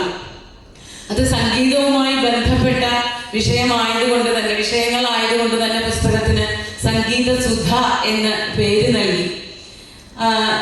സംഗീതത്തിന്റെ ദക്ഷിണേന്ത്യൻ വഴികളെ പറ്റിയിട്ടുള്ള ഒരു വിവരണമായിരുന്നു കഴിഞ്ഞ വർഷം ഇവിടെ ദേശീയ സെമിനാറിൽ അവതരിപ്പിക്കപ്പെട്ട പ്രബന്ധങ്ങളിലെ വിഷയമായിട്ടുണ്ടായിരുന്നത്. അത് ഒരുപാട് രസകരമായിട്ടുള്ള പ്രബന്ധങ്ങളായിരുന്നു അവതരിപ്പിച്ചത്. അത് വായിച്ചു നോക്കുമ്പോൾ, അതായത് ഇവിടെ നടന്ന ചർച്ചകളൊക്കെ കൂട്ടിച്ചേർത്തുകൊണ്ടാണ് ആ ഒരു പുസ്തകം അല്ലെങ്കിൽ ആ ഒരു പ്രബന്ധമായിട്ട് ആർട്ടിക്കിളായിട്ട് നമുക്ക് തരുന്നത്. അപ്പോൾ എന്തെല്ലാം പിന്നീട് കൂട്ടിച്ചേർക്കേണ്ടതുണ്ട് എന്നുള്ളത് കൂടി ചേർത്ത് വായിക്കുമ്പോൾ ഓരോ പ്രബന്ധങ്ങളും സംഗീതത്തിന്റെ വഴിയിലൂടെ സഞ്ചരിക്കുന്നവർ തീർച്ചയായിട്ടും വായിച്ചിരിക്കേണ്ടതാണ് എന്നുള്ളതും, അതോടൊപ്പം സംഗീതത്തിന്റെ വഴിയിൽ പോകുന്നവർക്കല്ലാതെ തന്നെ ആസ്വാദനത്തിന് വേണ്ടിയിട്ടും ആ ഒരു പുസ്തകം വളരെ പ്രയോജനപ്രദമാകും എന്ന് ഉറപ്പുണ്ട്.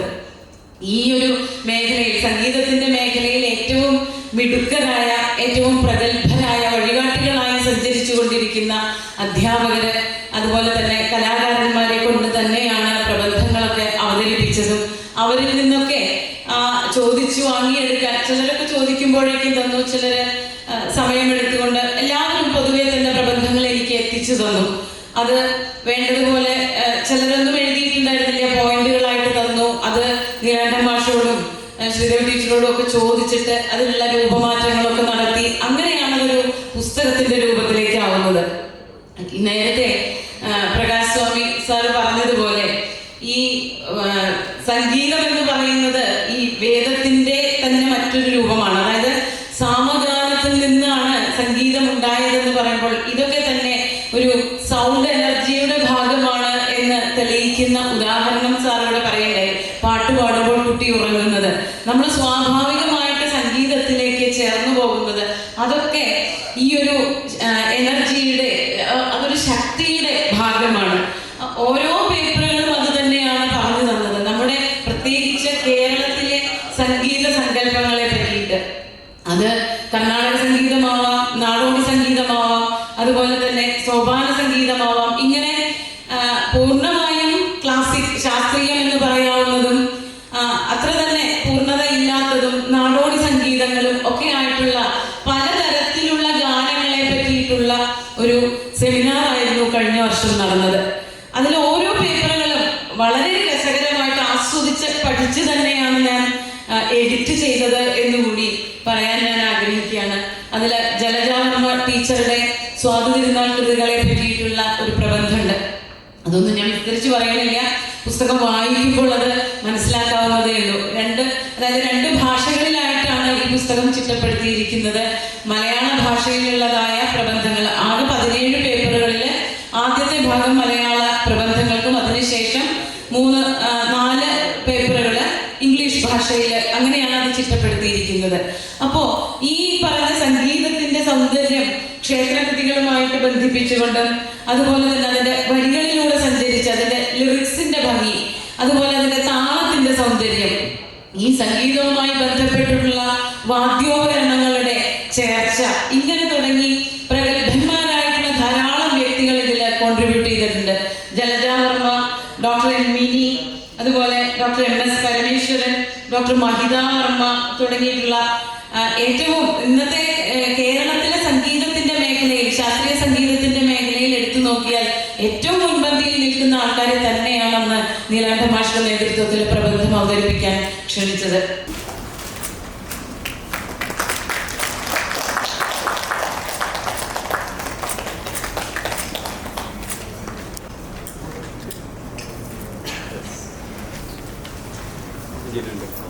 ഇന്നത്തെ ഈ ദേശീയ സെമിനാറിൻ്റെ ഉദ്ഘാടന കർമ്മം നിർവഹിച്ച ആരാധ്യനായ കലാമണ്ഡലം കൽപ്പിത സർവകലാശാല vice chancellor doctor P Ananthakrishnan, seminar പരിപ്രേക്ഷ്യം അവതരിപ്പിച്ച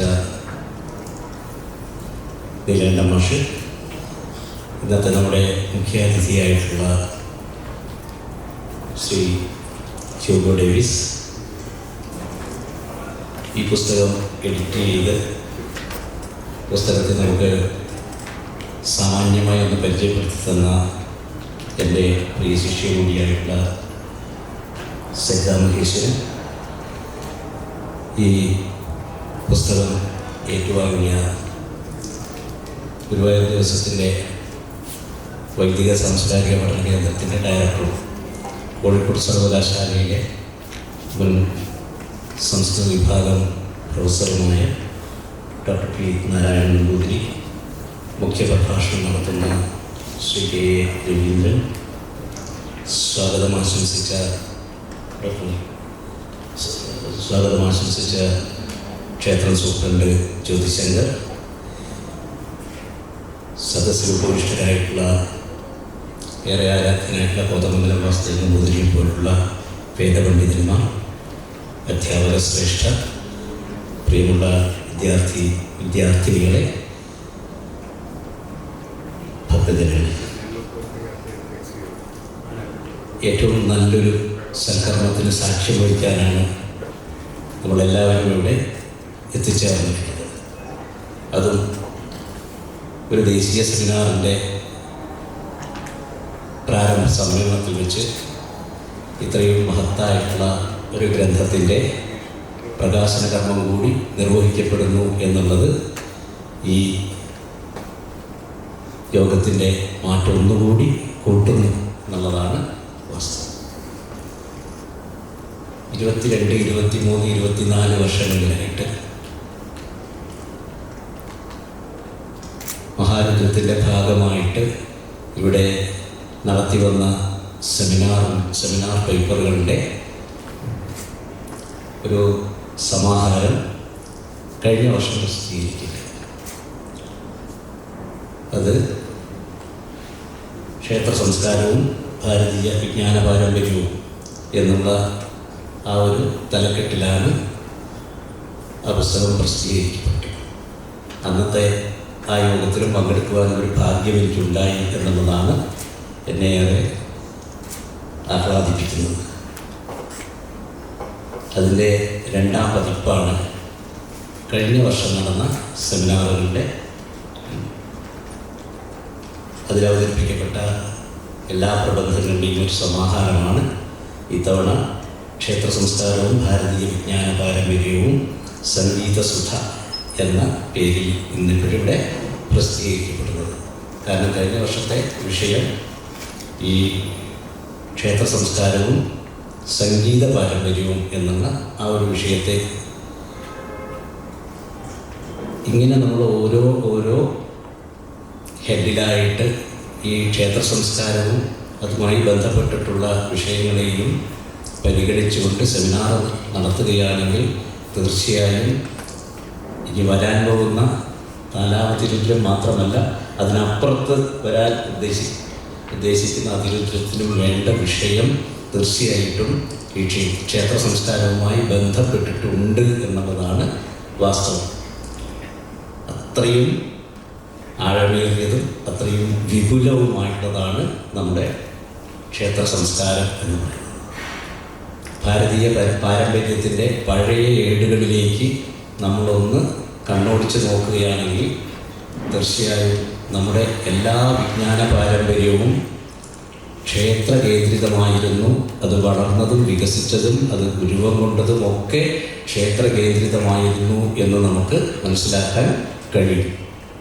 അത് ശാസ്ത്ര വിഷയങ്ങളായാലും സാഹിത്യ വിഷയങ്ങളായാലും കലാവിഷയങ്ങളായാലും സംഗീത വിഷയമായാലും എല്ലാ മേഖലകളും ക്ഷേത്രങ്ങളുമായി ബന്ധപ്പെട്ടിട്ടാണ് ജന്മം കൊണ്ടതും വളർന്നതും വികസിച്ചതും അത് ഇന്നത്തെ നിലയിലേക്ക് രൂപം കൊണ്ടതും എന്നൊക്കെ നമുക്ക് മനസ്സിലാക്കാൻ കഴിയും. അപ്പം അതുകൊണ്ടാണ് ഞാൻ പറഞ്ഞത്, ഇത് ഒരു തുടർച്ചയായിട്ട് നമുക്ക് എത്ര സെമിനാറുകൾ നടത്തിയാലും തീരാത്ത അത്ര വിപുലമാണ് ഈ ക്ഷേത്ര സംസ്കാരവും നമ്മുടെ ഭാരതീയ വിജ്ഞാന പാരമ്പര്യവും എന്നുള്ള ആ ഒരു വിഷയം. ഫിലോസഫിയായാലും ദർശനങ്ങളായാലും അഭിനയമായാലും മറ്റ് ഇതര വിജ്ഞാന ശാഖകളായാലും എല്ലാം, വ്യാകരണമായാലും, ഇവിടെ ശബ്ദത്തിൻ്റെ പ്രാധാന്യം ഇതൊക്കെ സൂചിപ്പിക്കുകയുണ്ടായി പ്രസംഗത്തിലെ ഇവിടെ അധ്യക്ഷൻ. നമ്മൾ സംസ്കൃതം പഠിപ്പിക്കുമ്പോഴും കുട്ടികളെ വ്യാകരണം പഠിപ്പിക്കുമ്പോഴും ആദ്യം തന്നെ എന്താണ് മാഹേശ്വര സൂത്രങ്ങൾ എന്ന് പറഞ്ഞു കൊടുക്കുമ്പോൾ നൃത്താവസാനി നടരാജരാജോ നനാദകത്ത നവപഞ്ചവാരം, ആ 14 തവണ എന്ത് ചെയ്യുന്നു, തൻ്റെ ഉടുത്തുകൊട്ടിയതിൻ്റെ ശബ്ദമാണ് പിൽക്കാലത്ത് മാഹേശ്വര സൂത്രങ്ങൾ എന്ന രീതിയിൽ അവതരിപ്പിക്കും. മാഹേശ്വര സൂത്രങ്ങളാണ് സംസ്കൃത വ്യാകരണത്തിൻ്റെ ഏറ്റവും അടിസ്ഥാന പ്രമാണമായിട്ട് എല്ലാവരും അംഗീകരിക്കുന്നത്. അപ്പോൾ ശബ്ദം എങ്ങനെയുണ്ടായി, ആ ശബ്ദം എങ്ങനെയാണ് ഭാഷയിലേക്ക് വ്യാപിക്കുന്നത്, അതിൻ്റെ പ്രയോഗ സാധ്യതകൾ എന്തൊക്കെയാണ്, അതിൻ്റെ സാധുത എങ്ങനെയാണ്, ഇതൊക്കെ വളരെ വിസ്തരിച്ചൊരു വിജ്ഞാന ശാഖയായിട്ട് തന്നെ പിന്നീട് ഡെവലപ്പ് ചെയ്തതും ശിവനിൽ നിന്ന് തന്നെയാണ് എന്ന് നമുക്ക് മനസ്സിലാകാം. അവിടെ തന്നെ സൂചിപ്പിക്കുന്നുണ്ട്, നൃത്താവസാനി എന്ന് പറഞ്ഞുകൊണ്ടാണത് തുടങ്ങുന്നത്. അപ്പം നൃത്തത്തിൻ്റെയും തുടക്കം എവിടെ തന്നെയാണ്, അവിടെ തന്നെയാണ് എന്ന് അത് നാട്യശാസ്ത്രം പഠിക്കുമ്പോൾ അവിടെയും നമുക്ക് ആ ഒരു ശൈവ പാരമ്പര്യത്തെക്കുറിച്ചുള്ള സൂചനകൾ നമുക്ക് കാണാൻ കഴിയും. അങ്ങനെയൊക്കെയുള്ള ഒരു മഹത്തായ പാരമ്പര്യത്തിൻ്റെ, മഹത്തായ വിജ്ഞാന പാരമ്പര്യത്തിൻ്റെയൊക്കെ ഉറവിടമായി വർത്തിക്കുന്ന സാക്ഷാൽ മഹേശ്വരൻ്റെ സവിധത്തിലാണ് ഈ സെമിനാറുകൾ ഇവിടെ നടത്തപ്പെടുന്നത് എന്നുള്ളത് ഏറ്റവും ശ്രദ്ധേയമാണ്. അത് തുടർച്ചയായിട്ട് നടന്നുകൊണ്ടിരിക്കുന്നു എന്നുള്ളതാണ്. എനിക്ക് തോന്നുന്നു, എനിക്ക് അറിയാത്ത വിഷയമാണെന്നാൽ ഞാൻ 12 കൊല്ലം കൂടുമ്പോഴാണെന്ന് തോന്നുന്നു അതിരുദ്രം മഹാരുദ്രം 11 മഹാരുദ്രം കഴിഞ്ഞാൽ 12ാമത്തെ ഇതായിട്ടാണ് ചെയ്യുന്നത്. ഇവിടെ ഈ മമ്മിയൂര് ശിവക്ഷേത്രത്തിൽ തന്നെ വളരെ മുമ്പ് തന്നെ ഈ ഒരു പാരമ്പര്യം ഉണ്ടായിരുന്നു എന്നുള്ളത് ഞാൻ ആദ്യമായിട്ട് ഒരു ക്ഷേത്ര സവിധത്തിലൊരു പേപ്പർ പ്രസൻറ്റ് ചെയ്തത് മമ്മിയൂരാണ്. അത് നീലകണ്ഠൻ മാഷാണ് അതിൻ്റെ പിന്നിൽ. അപ്പോൾ അന്ന് ഞാൻ വല്ലാതെ ആശങ്കപ്പെട്ടുകൊണ്ട്, കാരണം മാഷ് എനിക്ക് തന്ന വിഷയം ഭാരതീയ ഭൗതികവാദ പാരമ്പര്യത്തെക്കുറിച്ച് പറയാനാണ്. ഒരു ക്ഷേത്രത്തിൽ ചെന്ന് ഭക്തജനങ്ങളുടെ മുന്നിൽ ചെന്നിട്ട് ഭൗതികവാദ പാരമ്പര്യത്തെക്കുറിച്ച് പ്രഭാഷണം നടത്തിയാൽ എങ്ങനെയുണ്ടാവും? ഇന്നിപ്പോഴ് സരിത പരിഭ്രമിച്ച പോലും നല്ല ഞാനന്ന് പരിഭ്രമിച്ചത്. അന്ന് ഞാൻ ഇങ്ങനെ ഓർത്തു പോവാണ്. എനിക്ക് 97 അങ്ങനെ 97-98 കാലത്താണ്. അപ്പം ഇപ്പോഴാണെങ്കിൽ എനിക്ക് കുറച്ചുകൂടി ഒരു ധൈര്യമുണ്ട്, കുറച്ചുകൂടി ഒരു കോൺഫിഡൻസ് ഉണ്ട്.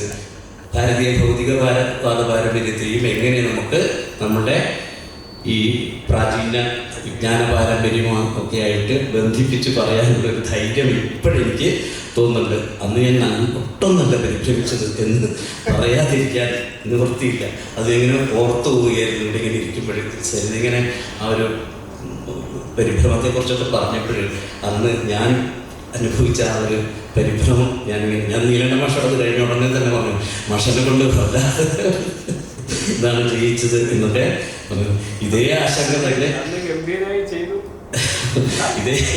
ഇതേ ആശങ്ക തന്നെയാണ് ഉദ്ഘാടകനായിട്ടുള്ള നമുക്ക് ഏറ്റവും നമ്മുടെ അന്വേഷണം ഇവിടെ പറഞ്ഞത്. കാരണം മാസ്റ്റർ വിഷയം ഇതല്ല. അപ്പം അങ്ങനെയുള്ള ഒരു മേഖലയിൽ എത്തിച്ചേരുമ്പോൾ സ്വാഭാവികമായിട്ടും ഏത് മനുഷ്യർക്കും ഉണ്ടാകാവുന്നതാണ് ഇത്തരത്തിലുള്ള പരിഭ്രമങ്ങളും ഇതൊക്കെ എന്നുള്ളതാണ് അവസ്ഥ. ഏതായാലും 17 പ്രബന്ധങ്ങൾ കഴിഞ്ഞ സെമിനാറിൽ അവതരിപ്പിക്കപ്പെട്ട 17 പ്രബന്ധങ്ങളുടെ ഒരു സമാഹാരമാണ്. കൂടെ ചില അനുബന്ധ പ്രബന്ധങ്ങൾ കൂടി ചേർത്തിട്ടാണ് ഈ ഒരു ഗ്രന്ഥം രചിക്കപ്പെട്ടിട്ടുള്ളത്. അതിൽ സ്വാതി തിരുനാളിൻ്റെ പാരമ്പര്യം തൊട്ട് നമ്മുടെ അധ്യക്ഷനിലൂടെ സൂചിപ്പിച്ചതുപോലെ എങ്ങനെ ആധുനിക സാഹചര്യവുമായിട്ട് നമ്മുടെ പഴയ വിജ്ഞാന പാരമ്പര്യത്തെയൊക്കെ നമുക്ക് കൂട്ടിയിണക്കാൻ കഴിയും എന്ന് സൂചിപ്പിക്കുന്ന സംഗീതവും ചികിത്സാ സമ്പ്രദായവും എന്നുള്ള ലതയുടെ ഒരു പേപ്പർ അങ്ങനെയാണ് അല്ലേ? ആ പേപ്പറിലാണ് മലയാളത്തിലുള്ള പ്രബന്ധം അവസാനിക്കുന്നത്. അപ്പം ഇപ്പോഴും മ്യൂസിക് ഒരു തെറാപ്പിയായിട്ട് പോലും ഉപയോഗിക്കുന്നുണ്ട്. ആ രീതിയിൽ എന്ത് ചെയ്യുന്നുണ്ട്? സംഗീതം അത്രമാത്രം ഉയർന്നിട്ടുണ്ട്, അത്രമാത്രം വളർന്നിട്ടുണ്ട് എന്നുള്ളതാണ് ഇത്. ഏത് വിജ്ഞാനശാഖയായാലും അതൊക്കെ മനുഷ്യ ജീവിതവുമായി ബന്ധപ്പെട്ട് തന്നെയാണ് വളരുകയും വികസിക്കുകയും ഒക്കെ ചെയ്യുന്നത് എന്നുള്ളത് പഴയ കാലം മുതൽക്ക് തന്നെ നമുക്കറിയാമായിരുന്നു. പക്ഷേ ആ പഴയതിനെ പുതിയതുമായിട്ട് ബന്ധപ്പെടുത്തി പറയുവാൻ പലപ്പോഴും നമ്മൾ വിസ്മരിച്ചു പോയി എന്നുള്ളതാണ്. ഇത് മറ്റു ചിലർ ചൂണ്ടിക്കാണിക്കുമ്പോഴാണ് നമുക്ക് ചെയ്യുന്നത്. ഇവിടെ സൂചിപ്പിച്ചതുപോലെ തന്നെ നമ്മൾ പടിഞ്ഞാറ് എന്നുള്ളവർ പറഞ്ഞു കഴിഞ്ഞാൽ അപ്പോഴാണ് നമ്മളുടെ ഇത് നമ്മളുടെ പഴയ പാരമ്പര്യത്തിൽ തന്നെ ഇങ്ങനെയുള്ള ചില കുഴപ്പങ്ങളുണ്ട്. ഹനുമാന്റെ ശക്തിയെക്കുറിച്ച് അറിയില്ലായിരുന്നു. ജാമ്പവാൻ ചെന്ന് നല്ലോണം ഉദ്ബോധിപ്പിച്ചപ്പോൾ മാത്രമേ എന്ത് ചെയ്യാൻ പറ്റിയിട്ടുള്ളൂ, ഹനുമാന് തൻ്റെ ശക്തിയെക്കുറിച്ച് അറിയാൻ പറ്റിയിരുന്നുള്ളൂ. ഇതുപോലെ നമ്മളിൽ ഓരോരുത്തരിലുമുള്ളതായ ശക്തിയെ തൊട്ടുണർത്തുവാൻ, അത് പുറത്തേക്ക് പ്രകാശിപ്പിക്കുവാൻ ഏതെങ്കിലും ഗുരുനാഥന്മാരുടെ ഏതെങ്കിലും ആചാര്യന്മാരുടെ ഒക്കെ ഒരു പാട്ട്, ഒരു തുരിയുണർത്ത് പാട്ട് പോലെ അതുണ്ടായാൽ തീർച്ചയായിട്ടും ഒരുപാട് കാര്യങ്ങളിൽ നമുക്ക് കൂടുതൽ മുന്നേറാൻ കഴിയും. അതിനുള്ള തുടക്കമാവട്ടെ ഈ മമ്മിയൂർ ക്ഷേത്രത്തിൽ നടക്കുന്ന ഈ മഹാരുദ്രവുമായി ബന്ധപ്പെട്ടിട്ടുള്ള സെമിനാറുകൾ എന്നാണ് എനിക്ക് ആശംസിക്കുവാനുള്ളത്. തീർച്ചയായും ഇത്തവണത്തെ സെമിനാർ പ്രബന്ധങ്ങളും അടുത്ത തവണ ഇതുപോലെ ഒരു പ്രബന്ധമായിട്ട് വരുമെന്ന് തന്നെയാണ് ഞാൻ പ്രതീക്ഷിക്കുന്നത്. കാരണം നീലകണ്ഠ മാഷും സരിതയൊക്കെ ഇതിൽ ഇപ്പോഴും കൂടെ തന്നെ ഉണ്ട്. കൂട്ടത്തിൽ ഇതിനൊക്കെ വേണ്ട പ്രചോദനമൊക്കെ നൽകാൻ പ്രകാശസ്വാമി പോലുള്ളവരും ഇവിടെ ഉണ്ട് എന്നുള്ളതാണ്. ഞാനിതൊക്കെ ഇങ്ങനെ പറയുന്നത് എന്താ വെച്ച് കഴിഞ്ഞാൽ, ഗുരുവായൂർ ദിവസത്തിലും ഇതുപോലെ സെമിനാറുകൾ ഇതൊക്കെ നിരന്തരം നടക്കുന്നുണ്ട്. പക്ഷേ അത് അടുത്ത തവണ വരുമ്പോൾ അത് പ്രബന്ധമായിട്ട് വരുന്നുണ്ടോ എന്ന് ചോദിച്ചു കഴിഞ്ഞാൽ ഇപ്പോഴും കുറേശ്ശെ അതിൻ്റെതായ ശ്രമങ്ങൾ കൂടി നടന്നു വരുന്നുണ്ട് എന്നുള്ളതാണ്. അത് നാരായണഗുരു പോലുള്ളവർ അവിടെ ഉണ്ട് എന്നുള്ളതുകൊണ്ടാണ് അത് നടക്കുന്നത്. തീർച്ചയായും ആ ഒരു വിജ്ഞാന പാരമ്പര്യത്തെ പുതിയ തലമുറയ്ക്ക് പകർന്നു കൊടുക്കുവാനും അവരിലൂടെ അത് പൊതുസമൂഹത്തിലേക്ക് എത്തുവാനുമുള്ള ഇത്തരത്തിലുള്ള ശ്രമങ്ങളും മമ്മിയൂരപ്പൻ്റെയും ഗുരുവായൂരപ്പൻ്റെയും എല്ലാ അനുഗ്രഹങ്ങളും ഉണ്ടാവട്ടെ എന്ന് പ്രാർത്ഥിച്ചുകൊണ്ട് നിർത്തുന്നു. നന്ദി, നമസ്കാരം. വേദിയിലിരിക്കുന്ന മഹാമനീഷികൾക്കും സദസ്സിൽ ഉപവിഷ്ടരായ പ്രിയപ്പെട്ട അധ്യാപകർക്കും സുഹൃത്തുക്കൾക്കും വിദ്യാർത്ഥികൾക്കും എൻ്റെ വിനീതമായ നമസ്കാരം. ഈ നീലകണ്ഠൻ മാഷ് വിളിച്ച് പറഞ്ഞപ്പോൾ ഈ പുസ്തകം മാഷക്കാണ് തരുന്നത്, അത് വാങ്ങണം, അത് കഴിഞ്ഞ് അതിനെക്കുറിച്ചൊന്ന് എന്തെങ്കിലും പറയണം എന്ന് പറഞ്ഞു. അപ്പോൾ പുസ്തകം ഇപ്പോൾ കിട്ടിയിട്ടേ ഉള്ളൂ. അപ്പോൾ പറയലിപ്പോൾ കഴിയുകയും ചെയ്തു. അപ്പോൾ എനിക്ക് കൃത്യമായി പറഞ്ഞാൽ ദൗത്യം നിർവഹിച്ച് കഴിഞ്ഞു. അപ്പോൾ എന്താണ് ചെയ്യേണ്ടത് എന്നാലോചിച്ചപ്പോൾ വരാൻ പോകുന്ന സെമിനാറിലെ വിഷയങ്ങളിലൂടെ ഒരു നിർദ്ദേശം കൊടുക്കുക എന്നാലോചിക്കുകയാണ്. വേദ ആലാപത്തെ അതിൻ്റെ ഭേദങ്ങളും മറ്റുമാണ് അടുത്തു വരുന്ന ദിവസങ്ങളിൽ മുഖ്യമായിട്ടുള്ള വിഷയമായിട്ട് വരുന്നത്. കേരളത്തിലെ വേദ ആലാപന രീതിയിൽ പ്രധാനമായിട്ടും വന്നു കൂടിയിട്ടുള്ള ഒരു പരിമിതി എന്ന് പറയുന്നത് അത് ഒരിക്കലും എന്ത് ചെയ്തിട്ടില്ല, എന്താണ് ആ വരികളുടെ അർത്ഥം എന്ന് കുട്ടികളെ പഠിപ്പിച്ചിട്ടില്ല എന്നല്ല. മന്ത്രം ഉച്ചരിക്കാൻ പഠിപ്പിച്ചു കൊടുക്കും. മന്ത്രം എന്താണ് ലക്ഷ്യമാക്കുന്നത് എന്ന് ആരെയും പഠിപ്പിച്ചു കൊടുത്തിട്ടില്ല. ഇത് ഒരു വലിയ പരിമിതിയായിട്ട് നമ്മൾ മനസ്സിലാക്കേണ്ട സമയം ആയിട്ടുണ്ട്. വേദത്തിൻ്റെ അംഗങ്ങളായിട്ട് നമ്മൾ 6 ഗ്രന്ഥങ്ങൾ പഠിച്ചിട്ടുണ്ട്. ശിക്ഷ, കൽപ്പം, വ്യാകരണം, ഛന്ദസ്, ജ്യോതിഷം, നിരുക്തം എന്നൊക്കെ പറഞ്ഞു. അതിൽ നിരുക്തം എന്നുള്ള ശാസ്ത്രം ഉണ്ടായത് തന്നെ വാസ്തവത്തിൽ എന്തിനു വേണ്ടിയാണ്? ഈ മന്ത്രങ്ങളുടെ അർത്ഥത്തെ വിശദീകരിക്കാൻ വേണ്ടിയുള്ളത്. മന്ത്രങ്ങളുടെ അർത്ഥത്തെ തരംതിരിച്ച് മനസ്സിലാക്കലായിരുന്നു നിരുക്തത്തിൻ്റെ ലക്ഷ്യം. അപ്പോൾ പ്രാചീനന്മാരായ ആചാര്യന്മാർക്ക് അർത്ഥം അറിയിക്കേണ്ട എന്നുള്ള ആഗ്രഹം ഉണ്ടായിരുന്നില്ല എന്നുള്ളത് ഉറപ്പാണ്. അതുകൂടാതെ നിരുക്തശാസ്ത്രം എന്തിനാണ് പഠിക്കുന്നത് എന്ന ഒരു ചോദ്യം നിരുക്തത്തിൽ തന്നെ വരുന്നുണ്ട്. ഈ പുസ്തകം എന്തിനു പഠിക്കണം എന്ന് ചോദ്യം. അവിടെ 3 കാര്യങ്ങളാണ് ഈ പഠനത്തിൻ്റെ പ്രയോജനമായിട്ട് പറയുന്നത്. പറഞ്ഞുതരാം. അഥാപി ഇദം അന്തരേണ മന്ത്രേഷു അർത്ഥപ്രത്യയോ ന ഭവതി എന്നാണ് ഒന്നാമത്തെ വാക്യം. ഈ ശാസ്ത്രത്തെ കൂടാതെ നിങ്ങൾക്ക് വേദത്തിൻ്റെ മന്ത്രാർത്ഥം മനസ്സിലാവില്ല എന്നാണ് അദ്ദേഹം പറയുന്നത്. അഥാപി ഇദം അന്തരേണ മന്ത്രേഷു അർത്ഥപ്രത്യയോ ന ഭവതി എന്നാണ്. ഇത് നിരുക്തകാരൻ്റെ വാക്യമാണ്. രണ്ടാമത് അദ്ദേഹം പറയുന്നു അഥാപി ഇദമന്തരേണ പദവിഭാഗോ ന ഭവതി. വാക്കുകളുടെ പിരിക്കുക എന്നുള്ള ജോലി സാധിക്കണമെന്നുണ്ടെങ്കിൽ നിങ്ങൾ നിരുക്തം പഠിക്കണം. അപ്പൊ പിരിച്ചുകൊണ്ട് അർത്ഥം മനസ്സിലാക്കിയെടുക്കേണ്ട സന്ദർഭം ഉണ്ടാവും, പിരിക്കാതെ അർത്ഥം മനസ്സിലാക്കേണ്ട സന്ദർഭം ഉണ്ടാവും. അവിടെയൊക്കെ നിങ്ങൾ എന്ത് ചെയ്യണം? നിരുക്തം പഠിക്കണമെന്ന് ഈ നിരുക്തം പറയും. മൂന്നാമത് അദ്ദേഹം പറയാണ് ജ്ഞാനപ്രശംസ ഭവതി അജ്ഞാന നിന്ദാച എന്ന് മൂന്നാമത്തെ ഭാഗമാണ്. അർത്ഥം അറിഞ്ഞു കഴിഞ്ഞാൽ അവരെ പ്രശംസിക്കുന്ന ഒരു സ്വഭാവം വേദത്തിനുണ്ട് എന്ന് പറയുന്നു. അതിൽ 2-3 പദ്യങ്ങൾ എടുത്ത് ഉദാഹരിച്ചിട്ടുണ്ട്. ഒരു പദ്യം പറഞ്ഞുതരാം. സ്ഥാണുരയം ഭാരഹാരക്കിലഭൂത് അധീത്യവേദം യ വിജാനാദിനാഥം യോർത്ഥജ്ഞഃ ഇത്സകലം ഭദ്രമശ്നുതേ നാഗമേതി ജ്ഞാനവിധൂത പാത്മ എന്നാണ് പദ്യത്തിന്റെ അർത്ഥം പറയാം. സ്ഥാണുരയം, ഇയാള് ഒരാളെ കുറിച്ച് പറയാം. ഇയാൾ ഒരു സ്ഥാണുവാണ്, ഒരു തൂണ് പോലെയാണ്. എങ്ങനെയുള്ള തൂണാണ്? ഭാരഹാര, ഭൂമിക്ക് ഭാരമായി വർത്തിക്കുന്ന ഒരു തൂണ് പോലെയാണ്. ഏതാളെയാ പറയണോ? യഹ വേദം അധീത്യ, വേദം പഠിപ്പിച്ചിട്ടുണ്ട്.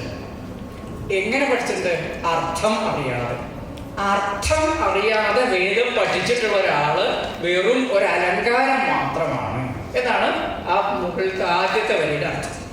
രണ്ടാമത് പറയാണ് യോ അർത്ഥജ്ഞ, ആരാണോ അർത്ഥവും കൂടി അറിയുന്നത് അയാൾക്ക് ഇത് സകലം ഭദ്രമശ്നുതേ, ഈ ജീവിതത്തിൽ നേടാനുള്ള എല്ലാ മംഗളങ്ങളും അയാളെ തേടിയെത്തും. എന്നിട്ടോ നാഗം ഏതി, അയാൾ സ്വർഗത്തിലേക്ക് പോവുകയും ചെയ്യും. എങ്ങനെ? ജ്ഞാനവിധൂത പാപ്മ, ജ്ഞാനം കൊണ്ട് കഴുകിക്കളഞ്ഞ പാപത്തോടു കൂടി, ദുഃഖങ്ങളെല്ലാം പാപങ്ങളെല്ലാം കളഞ്ഞതിന് ശേഷം അയാൾ ബ്രഹ്മലോകത്ത് എത്തുകയും ചെയ്യും എന്ന് ഒരു പദ്യം പറഞ്ഞിട്ടുണ്ട്. ആ പദ്യത്തിൽ എന്ത് ചെയ്യുന്നു? ജ്ഞാനത്തെ പ്രശംസിക്കുന്നുണ്ട്, ജ്ഞാനികളെ പ്രശംസിക്കുന്നുണ്ട്, അജ്ഞാനത്തെ ഒന്ന് ഇകഴ്ത്തി കാണിക്കുന്നുണ്ട്. അർത്ഥം അറിഞ്ഞുകൊണ്ട് വേണം എന്നുള്ള കാര്യത്തിൽ ഒരു സ്ട്രെസ് ആണ് കൊടുത്തിട്ടുണ്ട്. ഇതേപോലെ വേറൊരു സ്ഥലത്ത് പറയാണ് അധേന്യോ ചലതി മായയാ ഏഷം അഫലാം അപുഷ്പം. ഈ വേദത്തിന്റെ വേദം എന്നുള്ള വാക്കിന് വാക്ക് എന്ന അർത്ഥത്തിൽ ഗോ എന്നൊരു ശബ്ദമുണ്ട്. വാക്ക് എന്നാണ് അതിന്റെ അർത്ഥം. അപ്പൊ ഗോവ് ഒരു ഗോവിന്റെ പുറകെ നടക്കുന്നത് പോലെയാണ് എന്ന് പറയുന്നത്. കറക്കാൻ പറ്റാത്ത ഒരു പശുവിന്റെ കൂടെ നടക്കുന്നത് പോലെയാണ് അർത്ഥറിയാത്ത ശബ്ദങ്ങളുടെ കൂടെ നിങ്ങൾ ഇങ്ങനെ പോകുന്നത്. ഒരിക്കലും ആ പശുവിനെ നിങ്ങൾക്ക് കറക്കാൻ പറ്റില്ല, അതൊരു നേട്ടവും ഉണ്ടാവില്ല. അതായത് നിങ്ങൾ അർത്ഥറിയാതെ പഠിച്ച യാതൊന്നുണ്ടോ അതുകൊണ്ട് ഒരു പ്രയോജനം ഉണ്ടാവില്ല എന്ന് വേറൊരു സ്ഥലത്തും പറയുന്നുണ്ട്. ഇങ്ങനെ നമ്മുടെ പ്രാചീന ഗ്രന്ഥങ്ങളിൽ ഈ വേദാംഗങ്ങൾ എന്ന് പറഞ്ഞ സാധനം ഉണ്ടല്ലോ, ഈ 6 എണ്ണം ഓരോ ശരീരാംഗങ്ങൾക്ക് സദൃശമായിട്ടാണ് ചിത്രീകരിച്ചിട്ടുള്ളത്. അതിൽ ശബ്ദത്തെ കേൾക്കാൻ ഉള്ള കർണത്തിന് സമാനമായിട്ടുള്ളതാണ് നിരുക്തം എന്നാണ് പറയുന്നത്. അപ്പൊ കേൾവിയുടെ നിരുക്തം ശ്രോത്രമുച്യതേ എന്ന് തന്നെ പ്രതിപാദിച്ചിട്ടുണ്ട്. അങ്ങനെയുള്ള പ്രാധാന്യത്തോടു കൂടിയുള്ള ഈ നിരുക്ത ശാസ്ത്രകാരന്റെ അഭിപ്രായം എന്താണ്? മന്ത്രം അറിയുമ്പോൾ പരമാവധി കുറച്ചെങ്കിലും അർത്ഥം മനസ്സിലാക്കിക്കൊണ്ടായാൽ അതെന്തായിരിക്കും? നമുക്ക് വലിയ മാറ്റങ്ങൾക്ക് സാധ്യതയുണ്ട്. ഇപ്പോ അഗ്നിമീളേ പുരോഹിതം എന്നുള്ളത് വളരെ കാലമായിട്ട് നമ്മൾ കേട്ട് പഠിച്ചതുകൊണ്ട് അതിന്റെ അർത്ഥം നമുക്കറിയാം. അതുപോലെ അവിടുന്ന് അങ്ങോട്ട് വരുന്ന സൂക്തങ്ങളുടെയും അർത്ഥം കുട്ടികൾക്ക് പറഞ്ഞു കൊടുക്കാൻ നമ്മൾക്ക് കഴിയണം. വള്ളത്തോളിനെയും എഴുത്തച്ഛനെയും നമ്പ്യാരെയും നമ്മൾ പഠിക്കുന്നത് പോലെ ഈ പറയുന്ന ബൃഹസ്പതിയെയും അഗസ്ത്യനെയും രുദ്രനെയും നമ്മൾ എന്ത് ചെയ്യണം? പഠിക്കണം. ഇതാണ് ആ പദ്യത്തിന്റെ സാരാംശം എന്ന്, സൂക്തത്തിന്റെ അർത്ഥം ഇതാണ് എന്ന് അടുത്ത തലമുറയ്ക്ക് പറഞ്ഞു കൊടുക്കാൻ നമുക്ക് കഴിയണം. അല്ലെങ്കിൽ ഇന്ന് ഇവിടെ പറഞ്ഞതുപോലെ കലാമണ്ഡലത്തിൽ നന്നായിട്ട് കഥകളി അവതരിപ്പിക്കുന്നവരുണ്ട്. കഥകളിയെ കുറിച്ച് പറയാൻ പറഞ്ഞാൽ പ്രയാസമുള്ള ആൾക്കാരാണ് അവിടെ പലരും എന്ന് പറഞ്ഞ ഒരു ദുര്യോഗം നമുക്ക് വന്നു. ഇതാണ് എനിക്ക് ഈ സെമിനാറിനെ കുറിച്ച്, വരാൻ പോകുന്ന സെമിനാറിനെ കുറിച്ച് എനിക്ക് പറയാനുള്ള ചെറിയ ഒരു നിർദ്ദേശം എന്ന് മാത്രം പറഞ്ഞുകൊണ്ട് ഈ ലേഖനങ്ങൾ സമർത്ഥമായിട്ട് അതോടൊപ്പം സമഗ്രമായിട്ട് ഇവിടെ പ്രസിദ്ധീകരിക്കാൻ വേണ്ട യത്നങ്ങളും അതിൻ്റെ എഴുത്തുപണി എല്ലാം ചെയ്തിട്ടുള്ള ശിഷ്യകൽപ്പയായുള്ള സരിത മഹേശ്വരൻ അവർക്കും അഭിനന്ദനങ്ങൾ അറിയിച്ചുകൊണ്ട് എല്ലാവർക്കും നമസ്കാരം പറഞ്ഞു നിർത്തുന്നു. Namaskaram. Thank you very much for inviting me to this event in Mamiyu and for letting me discover this place. Especially thanks to Dr. Nilakandan and the organizers of this seminar for inviting me. So I hope somehow my English will be understandable, especially to students. I'm afraid my Malayalam is not good enough to address you in that language. Just as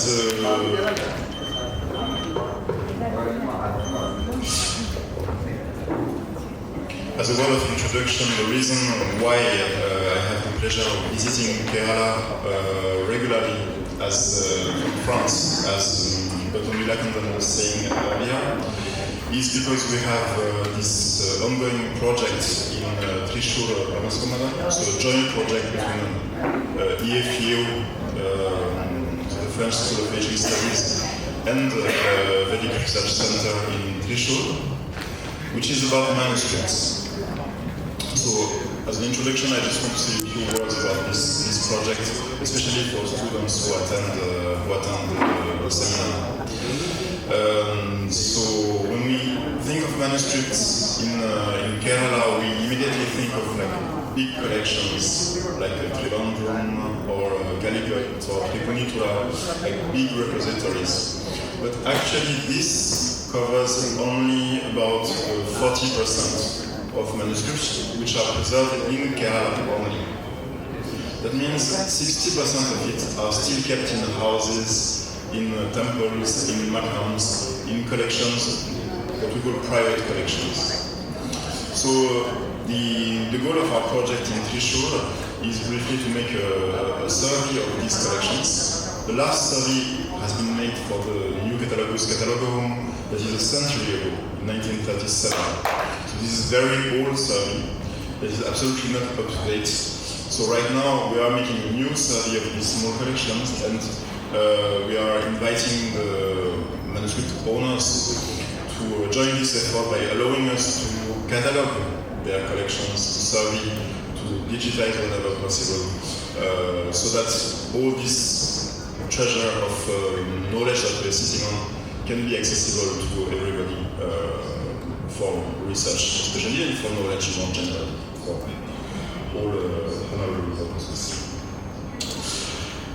So the topic of today's seminar is oral tradition of Vedic chanting and preservation of Vedic texts.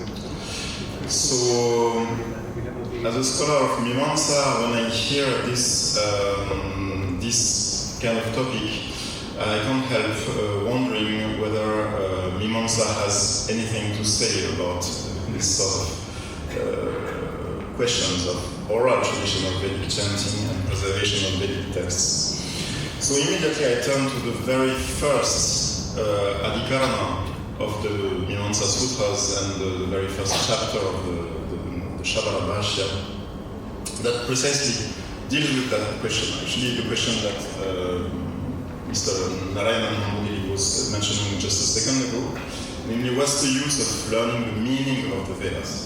Is it useful to actually understand the meaning of the Vedas, or is it enough to recite them? Is it enough to preserve them in oral form? So the Mimamsakas position on this topic is actually quite nuanced, I think. They stress two things. First thing is that oral recitation is essential.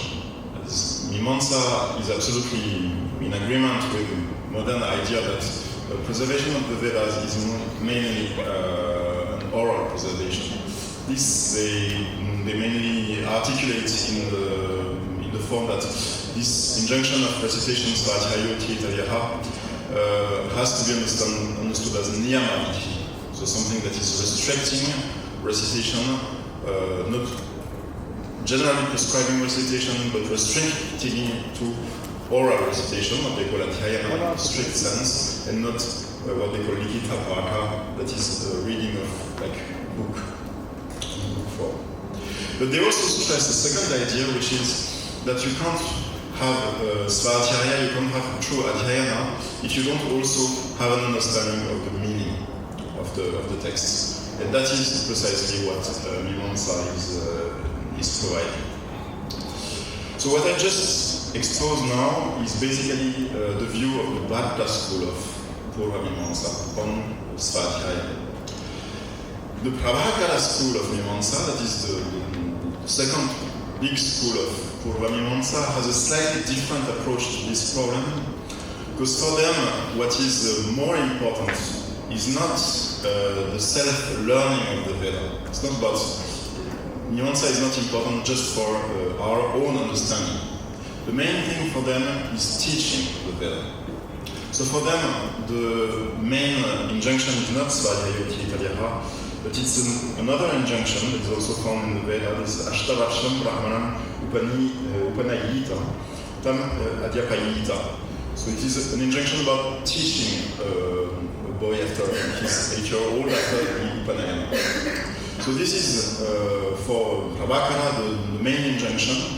And why understanding of the meaning through Mimamsa is important is because we cannot have a teacher if we don't have anybody to learn.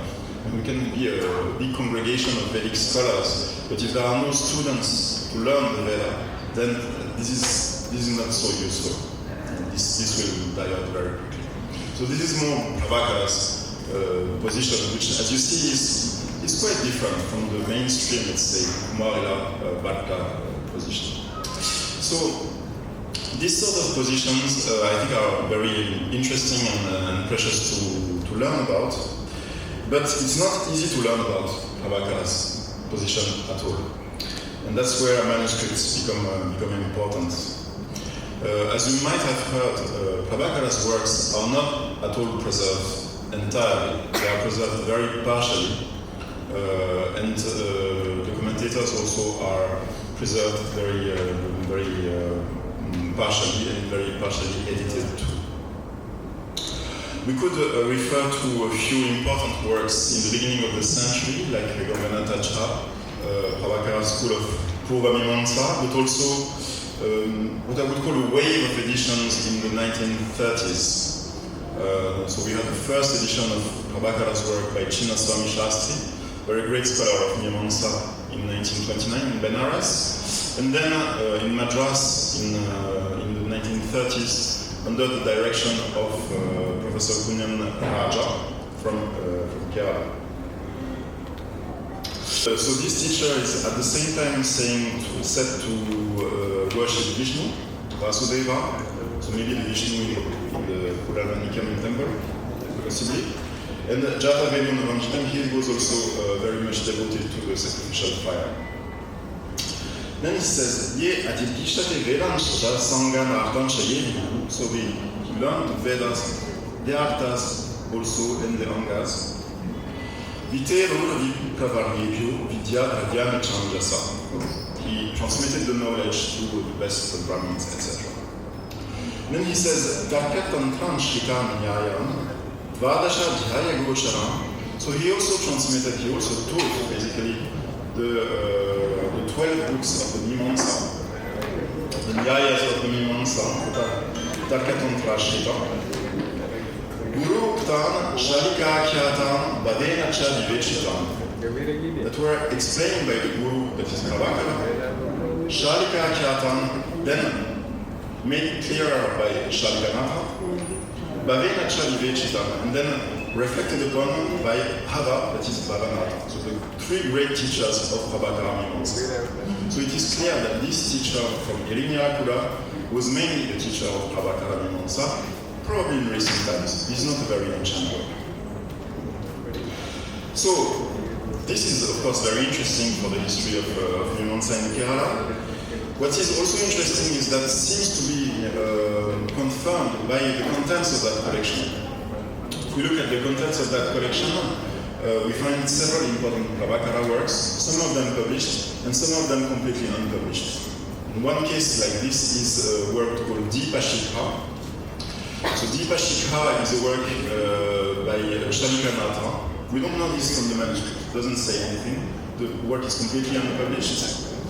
It is apparently a commentary on a work by Prabhakara, a work that has not come down to us. This Deepa Shikha is well known in Kerala. Maybe you know this shloka, some of you. It says, Shalikanatharam Murho Najatu Najanishyate. Prabhakara Prakashaya Yena Deepa Shikha Krita. So there is no person as dull as Shalikanatha. So the great Prabhakara author is absolutely stupid because Yena Prabhakara Prakashaya Yena Deepa Shikha Krita. Because he wrote the Deepa Shikha, that is a small lamp, in order to illuminate Prabhakara. Prabhakara is the sun.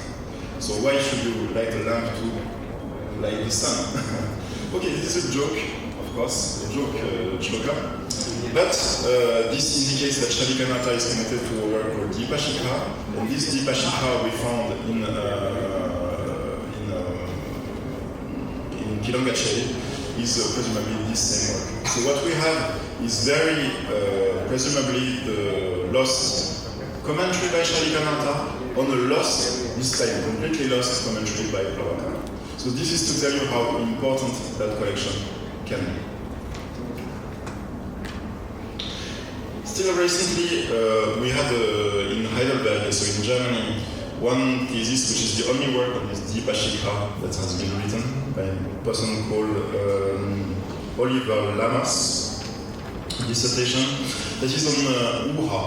The topic of Uha is the topic in the 9th book in Mimamsa Sutras. Uha is that procedure by which a mantra gets modified slightly when applied to a different ritual context. Like you have this mantra, Agnaye Jushtam Nirvapami, it is used in Dashat Namasa. When you use it in modified ritual forms, that is Vikritis, like the Saurya Ishti, then the sacrifice is not anymore for Agni, it is for Surya. So then you have to modify slightly the mantra. This is called Uha. So his thesis is about this, and Lamas still writes that the original manuscript of the Deepa Shikha is lost in 2012. while still quoting a line in the transcript mentioning that Kunan Raja had this Pali manuscript in Kerala that is in Malayalam manuscript.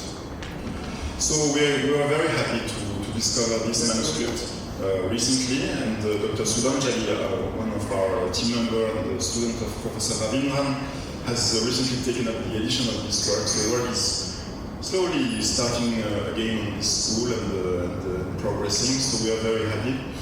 And I hope some of you students will visit Trishul and also maybe find new gems and also make Vedic studies progress in that way. Thank you very much for your attention. ഊർധ്വോദ്ധമാരുഷ്യം യദാർത്ഥതത്വം ധീഃ പശ്യതി ശാന്തിമവേദയന്തി ഫലം ദദാത്യൈഃ പരികൽപ്പിതാനാം വിവേകസോപാനപരമ്പരാം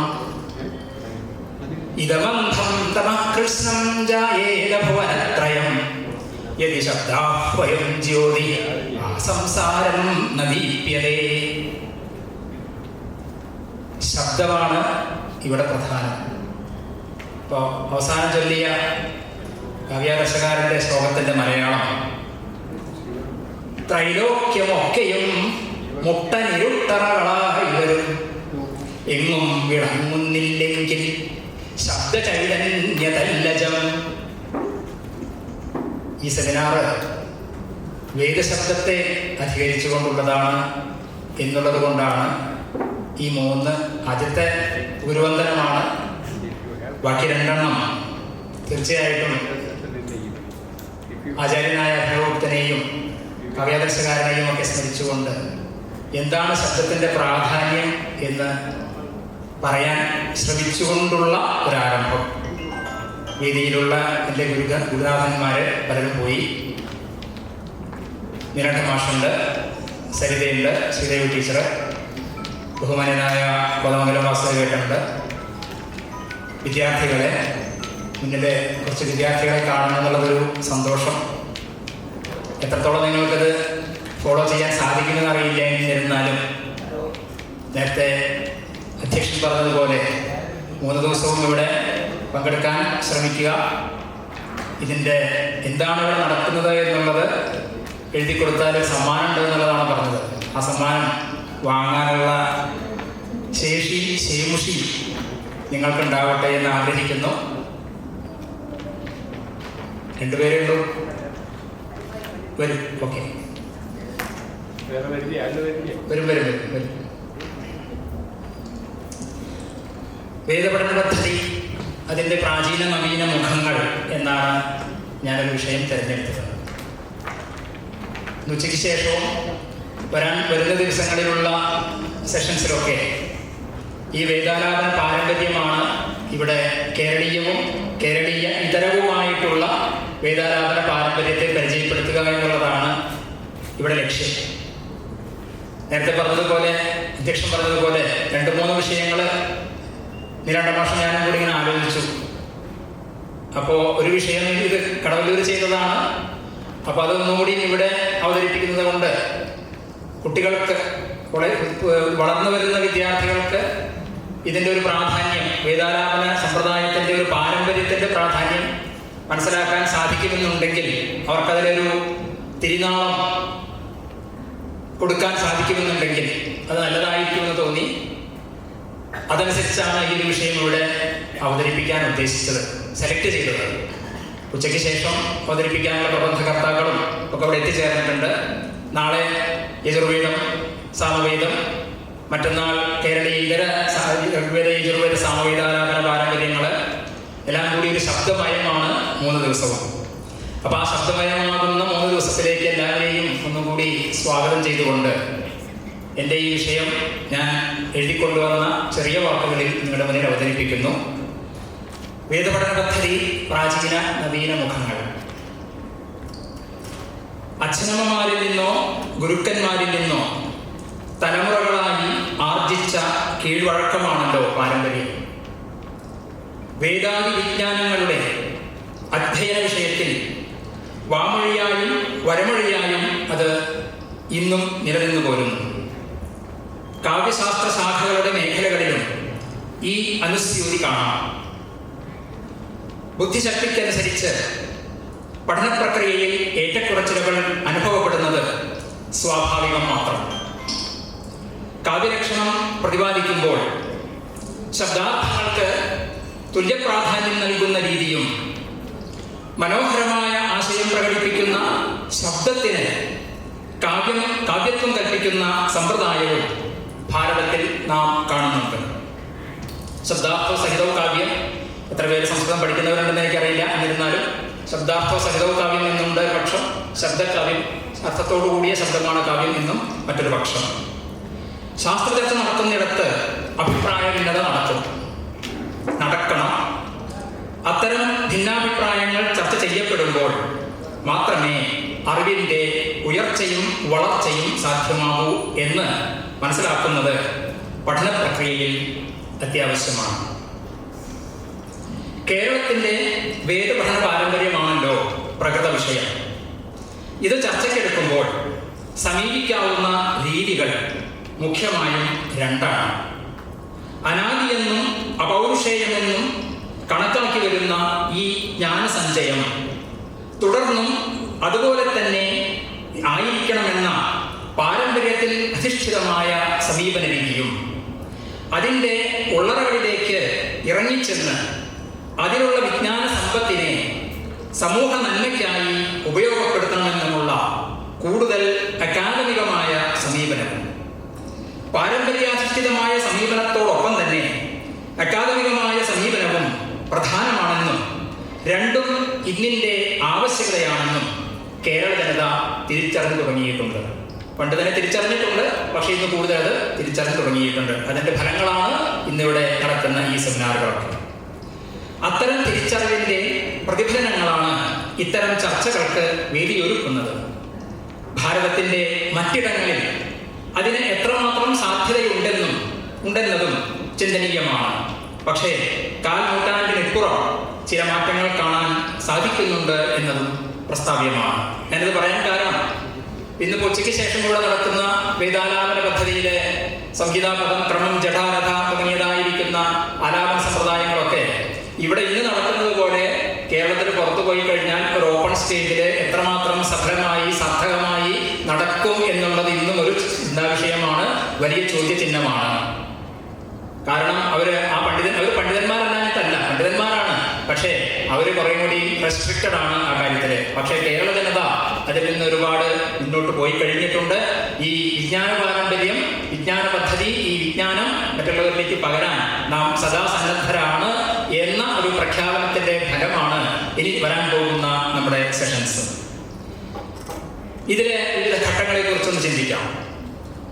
പ്രകൃത വിഷയം ചർച്ചയ്ക്കെടുക്കുമ്പോൾ 4 ഘട്ടങ്ങളിൽ ഊന്നിക്കൊണ്ടുള്ള സഞ്ചാരം ആവശ്യമാണെന്ന് തോന്നുന്നു. അർത്ഥചിന്തയ്ക്ക് ഊന്നൽ നൽകാതെ പാരമ്പര്യ രീതിയിൽ സംഹിത ചൊല്ലിക്കൊണ്ട്, പൊതുചൊല്ലാന്നാണ് പറയാം, സംഹിത ചൊല്ലിക്കൊണ്ട് ശബ്ദരാശിയെ പാഠഭേദങ്ങളും പ്രക്ഷിപ്തങ്ങളും ഇല്ലാതെ കാലാന്തരങ്ങളോളം കാത്തുസൂക്ഷിക്കുന്നതിൽ ശ്രദ്ധ പതിപ്പിച്ച സംഹിത പഠന പദ്ധതിയാകുന്നു 1ാം ഘട്ടം.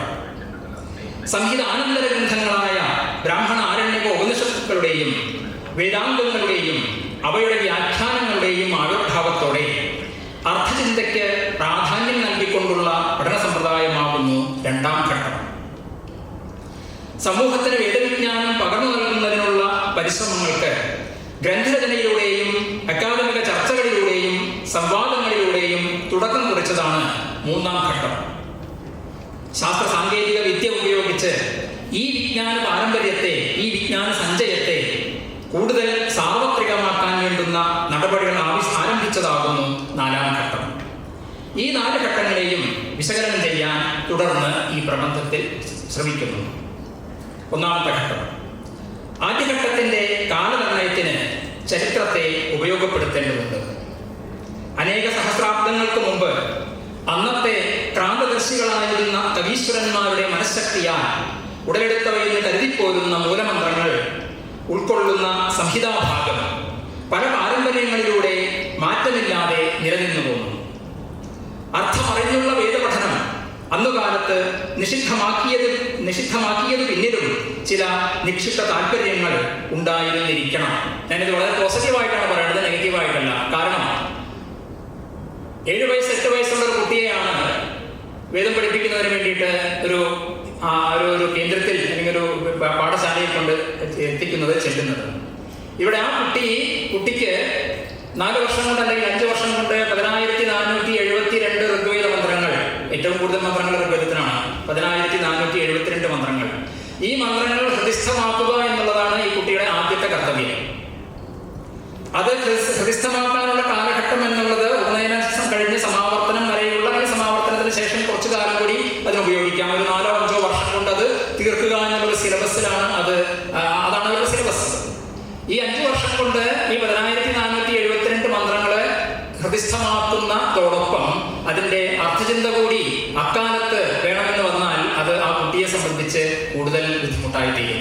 കാരണം അത്രയും ആ കുട്ടി വളർന്നിട്ടില്ല. 8 വയസ്സായ കുട്ടിയോ 9 വയസ്സായ കുട്ടിയോ. അപ്പൊ അതുകൊണ്ട് ഈ ശബ്ദം നിലനിൽക്കട്ടെ.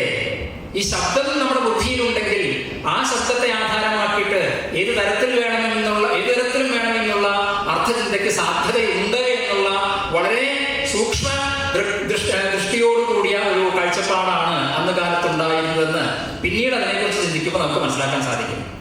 ശരിയാണ്, യാസ്കൻ പറഞ്ഞിട്ടുണ്ട്, സ്ഥാനരയം ഭാരഹാരക്കിലാഭൂത് എന്ന് അവിടെ നമ്പൂരി മാഷ് പറഞ്ഞു. നമ്മളത് അറിയാൻ കുട്ടികളെ പഠിപ്പിക്കുന്നുണ്ട്. പക്ഷേ ഇത് ഇങ്ങനൊരു പോസിറ്റീവ് സൈഡ് കൂടി ഉണ്ട്. അത് ആ കുട്ടി ഈ 10472 മന്ത്രങ്ങളിൽ വരുന്ന അത്രയും ശബ്ദങ്ങള്, അത്രയും അക്ഷരങ്ങള് ആ കുട്ടി മനസ്സിൽ ഓർത്തു വെക്കുന്നുണ്ടെങ്കിൽ, അതിൽ അഗ്നി എന്ന് വരുന്ന ഒരു ശബ്ദത്തെ കുറിച്ച് വേണമെങ്കിൽ ആ കുട്ടിക്ക് ഈ പഠനത്തിന് ശേഷം എത്ര ഗവേഷണങ്ങളോ എത്ര പഠനങ്ങളോ നടത്താൻ സാധിക്കും. ഈ അഗ്നി എന്നുള്ള ശബ്ദം ആ കുട്ടിയുടെ മനസ്സിലില്ലെങ്കിൽ പിന്നെ എവിടുന്നാണ് ആ കുട്ടിക്ക് അഗ്നി എന്നുള്ള പദത്തെ, ഇന്ദ്രൻ എന്നുള്ള പദത്തെ മനസ്സിലാക്കാൻ സാധിക്കുക? ഇതാണ് അതിന്റെ സിലബസിന്റെ പ്രത്യേകത. അപ്പൊ അക്കാലത്ത് അർത്ഥചിന്ത കൂടി വേണമെന്നുള്ള ഉണ്ടെങ്കിൽ നല്ലതാണ്, ശരി, സമ്മതിച്ചു. പക്ഷെ വേണമെന്നുള്ള ദൃഢദാർഢ്യം അത് സാധിക്കില്ല എന്നുള്ളത് കൊണ്ട് ഈ ശബ്ദം നിലനിൽക്കട്ടെ, ആദ്യം തന്നെ അർത്ഥചിന്ത പിന്നീട് നടത്താം എന്നുള്ള ഒരു വളരെ പ്രായോഗികമായ രീതിയിലുള്ള ഒരു സംവിധാനമായിരുന്നു അന്നും ഇന്നും നടന്നു വരുന്നത്. ശേഷം അർത്ഥചിന്തയ്ക്ക് നമുക്ക് സാധ്യതകളുണ്ട് എന്നർത്ഥം. അർത്ഥമറിഞ്ഞുള്ള വേദപഠനം അന്നുകാലത്ത് നിഷിദ്ധമായതിനു പിന്നിലും ചില നിക്ഷിപ്ത താല്പര്യങ്ങൾ ഉണ്ടായിരുന്നിരിക്കണം. അർത്ഥാവബോധപരത ഉടലെടുത്താൽ പര്യായപദങ്ങളോ സമാനാർത്ഥ ശബ്ദങ്ങളോ ഉൾച്ചേർക്കാനുള്ള പ്രവണത അധ്യേതാക്കൾക്ക് ഉണ്ടായിരിക്കും. ഇത് വളരെ പ്രധാനപ്പെട്ട ഒന്നാണ്. കാരണം അഗ്നി എന്നുള്ളതിന് പകരം വന്നി എന്ന് പറഞ്ഞാൽ പോരെ എന്നൊരു ചോദ്യം അവിടെ ഉണ്ടാവാം. കാരണം അഗ്നിക്ക് വന്നി എന്നാണ് പദം എന്നുണ്ടെങ്കിൽ അഗ്നിമേളയെ പുരോഹിതം എന്നുള്ളതിന് വന്യമേളയെ പുരോഹിതം എന്ന് പറഞ്ഞാൽ വൃത്തത്തിന് പങ്കൊന്നുമില്ല. പക്ഷേ അത് അങ്ങനെ ഉണ്ടാവാൻ പാടില്ല. അപ്പൊ എന്തായി, പ്രക്ഷിപ്തങ്ങളായിട്ട് ധാരാളം ശബ്ദങ്ങൾ അതിൽ കടന്നുവിടാൻ സാധ്യതയുണ്ട്. ആ പാരമ്പര്യം നഷ്ടപ്പെടും, അത്രയേ ഉള്ളൂ. വന്നി എന്ന് പറഞ്ഞതുകൊണ്ട് അർത്ഥം കിട്ടായല്ല, പക്ഷേ പാരമ്പര്യത്തിനൊരു പ്രാധാന്യം ഉണ്ടല്ലോ. ആ പ്രാധാന്യത്തിന് കോട്ടം വരും എന്നുള്ള ഒരു താല്പര്യം കൂടി, പോസിറ്റീവായിട്ടുള്ള താല്പര്യം കൂടി അതിന്റെ പിന്നിൽ ഉണ്ടായിരുന്നിരിക്കണം എന്ന് വേണം ചിന്തിക്കാൻ. എന്റെ ചില ചെറിയ നുറുങ്ങു ചിന്തകളാണ്, നിങ്ങൾക്ക് പ്രതികരിക്കാം. അതിനെ ചെറുക്കുന്നതിന് വേണ്ടി യാതൊരു ശബ്ദമുണ്ടോ അത് നിലനിർത്തുക എന്ന ലക്ഷ്യം വെച്ച് അന്നുണ്ടായിരുന്ന ശബ്ദരാശി അനന്തര തലമുറകൾക്ക് കൈമാറി വന്നു. ഇതുകൊണ്ട് മാത്രമാണ് സ്വരഭേദമോ വർണ്ണഭേദമോ കൂടാതെ ഇത്രയും വിപുലമായ വാങ്മയ സമുച്ചയം കാലങ്ങളായി നിലനിന്നു പോകുന്നത്. മാത്രവുമല്ല, ബാല്യദശയിൽ മനുഷ്യ മസ്തിഷ്കത്തിന് കേട്ടത് അതേപടി സൂക്ഷിക്കുവാനുള്ള കഴിവ് കൂടുതലാണെന്ന് അനുഭവസിദ്ധമാണല്ലോ. എന്നാൽ അർത്ഥചിന്തനത്തിനുള്ള കഴിവ് എല്ലാവരിലും അക്കാലത്ത് വികസിച്ചു കൊള്ളണമെന്നില്ല. ഋഗ്വേദത്തിൽ തന്നെ പറയുന്നുണ്ട്, നമുക്ക് എല്ലാവർക്കും കണ്ണുണ്ട്, ചെവിയുണ്ട്, ഒക്കെ ഉണ്ട്, ഇന്ദ്രിയങ്ങളൊക്കെ ഉണ്ട്. പക്ഷേ നമ്മളിലെ എല്ലാവരുടെയും ഗ്രാഹ്യശക്തി ഒരുപോലെയാണോ? അല്ല. അക്ഷണ്ണന്ത കർണവന്ത സഹായോ മനോജവേശ്വസമാപഭൂവോ ഒരു മന്ത്രമാണ് ഋഗ്വേദത്തില്. അപ്പൊ എല്ലാവർക്കും ഇന്ദ്രിയങ്ങളൊക്കെ ഉണ്ടെങ്കിലും ഇത് ആ ഇന്ദ്രിയങ്ങളിലൂടെ സ്വീകരിക്കാനുള്ള വിജ്ഞാന ശക്തി എല്ലാവർക്കും ഒരുപോലെ ആയിക്കൊള്ളണമെന്നില്ല. അതുകൊണ്ട് അതിന് വ്യത്യാസങ്ങൾ ഉണ്ടാവാം. ആ വ്യത്യാസങ്ങളെ കൂടി മുന്നിൽ കണ്ടുകൊണ്ടാണ് ഇത്തരത്തിലുള്ള ഒരു പദ്ധതി അവിടെ ആവിഷ്കരിക്കുന്നതിന് കാരണമെന്ന് നമുക്ക് ചില യുക്തികളെ ആധാരമാക്കിയിട്ട് മനസ്സിലാക്കാൻ സാധിക്കും. പൂർണ്ണമായിട്ടുള്ള യുക്തിയല്ല ഞാൻ പറയുന്നത്, അങ്ങനൊന്നില്ല എന്നുള്ളത് വാസ്തവം. അപ്പോ എന്നാൽ അർത്ഥവിചിന്തനത്തിനുള്ള കഴിവ് എല്ലാവരിലും അക്കാലത്ത് വികസിച്ചു കൊള്ളണമെന്നില്ല. അതിനാൽ അർത്ഥാന്വേഷണരഹിതമായ പഠന പ്രക്രിയ അനിവാര്യമായി വന്നു. അധ്യയനാനന്തര ഉണ്ടാവേണ്ടതായിരുന്നു. വാസ്തവത്തിൽ അതാണ് വേണ്ടിയിരുന്നത്. അത് സംഭവിച്ചതുമില്ല. തന്മൂലം പൂർണ്ണമായിട്ട് സംഭവിച്ചില്ല എന്നല്ല ഞാൻ പറയുന്നത്. അതിന് കോട്ടം വന്നു. കാലക്രമേണ അതിനൊരു ചില സാമൂഹ്യ സാംസ്കാരിക പശ്ചാത്തലങ്ങളിൽ വെച്ച് അതിന് കോട്ടം വന്നിട്ടുണ്ടായിരിക്കാം. അതാണ് അതിന് പ്രധാനമായ കാരണം. തന്മൂലം അർത്ഥചിന്ത ആവശ്യമില്ല എന്ന നിലപാടിൽ എത്തിച്ചേരുന്നതായി തീർന്നു പ്രവണത. അർത്ഥാവബോധം വേണമെന്നതിൻ്റെയും അതില്ലെങ്കിൽ ഉണ്ടായിത്തീരാവുന്ന ഭവിഷ്യത്തിന്റെയും സൂചനകൾ ഋഗ്വേദത്തിൽ തന്നെ കാണാം. ഉദത്വം സഖ്യസ്ഥിരവീതമാഹു എന്നൊക്കെയുള്ള ചില മന്ത്രങ്ങൾ അതിൽ പറയുന്നുണ്ട്. 10:75, 8:71, 5. പക്ഷേ അർത്ഥാന്വേഷണത്തോടുകൂടിയ ശബ്ദപഠനമല്ല അംഗീകരിച്ചതും നിലനിർത്തിപ്പോയതും എന്നത് അനുകൂലത്തേക്കാൾ കൂടുതൽ പ്രതികൂലമായ ഫലമുളവാക്കി.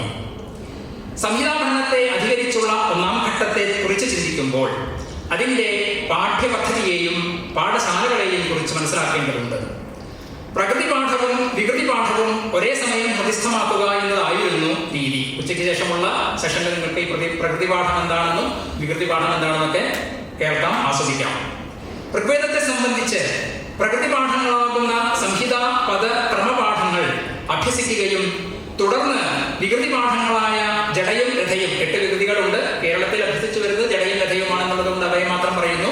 ജഡാമാല ശിഖാരേഖാധജോ ദണ്ഡോ രഥോഹന അഷ്ടോ വികൃതയ പ്രോക്താ ക്രമപൂർവാ മഹർഷി എന്നാണ് ആ ശ്ലോകം. പദക്രമപാഠങ്ങൾ അഭ്യസിക്കുകയും തുടർന്ന് വികൃതി പാഠങ്ങളായ ജഡയും രഥയും പരിശീലിക്കുകയുമായിരുന്നു ചെയ്തു പോന്നിരുന്നത്. ഓരോ ദിവസവും തലേന്നത്തെയും അതിനു മുമ്പുള്ള പാഠങ്ങളും ഉരുവിട്ട് പുതിയ പാഠങ്ങൾ പഠിച്ചു പോന്നിരുന്ന ഈ ശൈലി പഠിച്ച പാഠങ്ങൾ അത്രയും ഹൃദിസ്ഥമാക്കാൻ എളുപ്പമാക്കി. തുടർന്ന് ആചാരാനുഷ്ഠാനങ്ങളുടെ ഭാഗമെന്നോണം അതിൻ്റെ പ്രയോഗതലവും മുറജപം, വാരം, ത്രിസന്ധ തുടങ്ങിയതായിരിക്കുന്ന റിച്വൽസ് പഠിച്ചത് തെറ്റുകൂടാതെ ഓർത്തുവയ്ക്കാൻ സഹായകമായി. തൃശൂർ തിരുനാവായ ബ്രഹ്മസംമഠങ്ങളിലും വിഖ്യാതങ്ങളായ നമ്പൂതിരി ഭവനങ്ങളിലും ഋഗ്വേദാധ്യയനം ഇന്നും പാരമ്പര്യ രീതിയിൽ, തൃശൂർ ബ്രഹ്മസംമഠത്തിലും പാരമ്പര്യ രീതിയിൽ ഇന്നും ഋഗ്വേദാധ്യയനം നടത്തിപ്പോരുന്നുണ്ട്. ഒത്തു ചൊല്ലിക്കുക എന്നുള്ള സമ്പ്രദായം നടന്നു വരുന്നുണ്ട്. ഋഗ്വേദത്തെ സംബന്ധിച്ചാണ് ഈ പറഞ്ഞത്. യജുർവേദം തൃശൂർ ബ്രഹ്മസംമഠത്തിലും ഇരിഞ്ഞാലക്കുട കാഞ്ചിരാമകോടി യജുർവേദ പാഠശാലയിലും പഠിപ്പിച്ചു വരുന്നു. അത് യജുർവേദത്തെ സംബന്ധിച്ച് തൃശൂർ ബ്രഹ്മസംമഠത്തിൽ ഇപ്പോൾ അത് നിലനിൽക്കുന്നില്ല. ഇരിഞ്ഞാലക്കുടയാണ് പ്രധാനമായിട്ട് നിലനിൽക്കുന്നത്. സാമവേദ പഠന പാരമ്പര്യം കേരളത്തിൽ ഇന്ന് നിലനിൽക്കുന്നില്ല എന്നത് വളരെ ദുഃഖത്തോടുകൂടി പറയട്ടെ. എല്ലാ വിധത്തിനും എന്ന് പറഞ്ഞാൽ പൂർണ്ണമായും ശരിയാവുന്ന സംശയമാണ്. കുറച്ച് ഭാഗങ്ങൾ തോട്ടം ശിവരൻ നമ്പൂതിരി പഠിപ്പിച്ചുകൊണ്ടിരിക്കുന്നുണ്ട്. പക്ഷേ സംഹിതാപാഠം 1698 മന്ത്രങ്ങളുള്ള സംഹിതാപാഠം കേരളത്തിൽ ജൈനീയ സാമവേദ പാരമ്പര്യമാണ് പണ്ട് മുതലേ ഉണ്ടായിരുന്നത്. ആ 1698 മന്ത്രങ്ങളും പഠിപ്പിക്കുന്ന സമ്പ്രദായം അവിടെ ഇല്ല എന്നാണ് എനിക്ക് അധികമായിട്ടുള്ള സംഭാഷണത്തിൽ നിന്ന് മനസ്സിലാക്കാൻ സാധിച്ചത്. എല്ലാ വേദത്തിനും പ്രകൃതി വികൃതി പാഠങ്ങളായിരുന്നു, പഠനമായിരുന്നു നിലനിന്നിരുന്നത്. ഇതാണ് സംഹിതാ പഠനത്തിന്റെ അല്ലെങ്കിൽ വേദപഠനത്തിന്റെ ഒന്നാമത്തെ ഘട്ടമായിട്ട് വളരെ ചുരുക്കി പറയുകയാണ്, സമയത്തിന്റെ പരിമിതി കാരണം. രണ്ടാമത്തെ ഘട്ടത്തിലേക്ക് കടക്കുന്നു. ശബ്ദപ്രധാന പഠനത്തിന് ഊന്നൽ നൽകിയ ഒന്നാം ഘട്ടത്തിന് ശേഷം അർത്ഥചിന്തയ്ക്ക് കൂടുതൽ പ്രാധാന്യം നൽകിക്കൊണ്ടുള്ള രണ്ടാം ഘട്ടം കടന്നു വരുന്നതായി കാണുന്നു.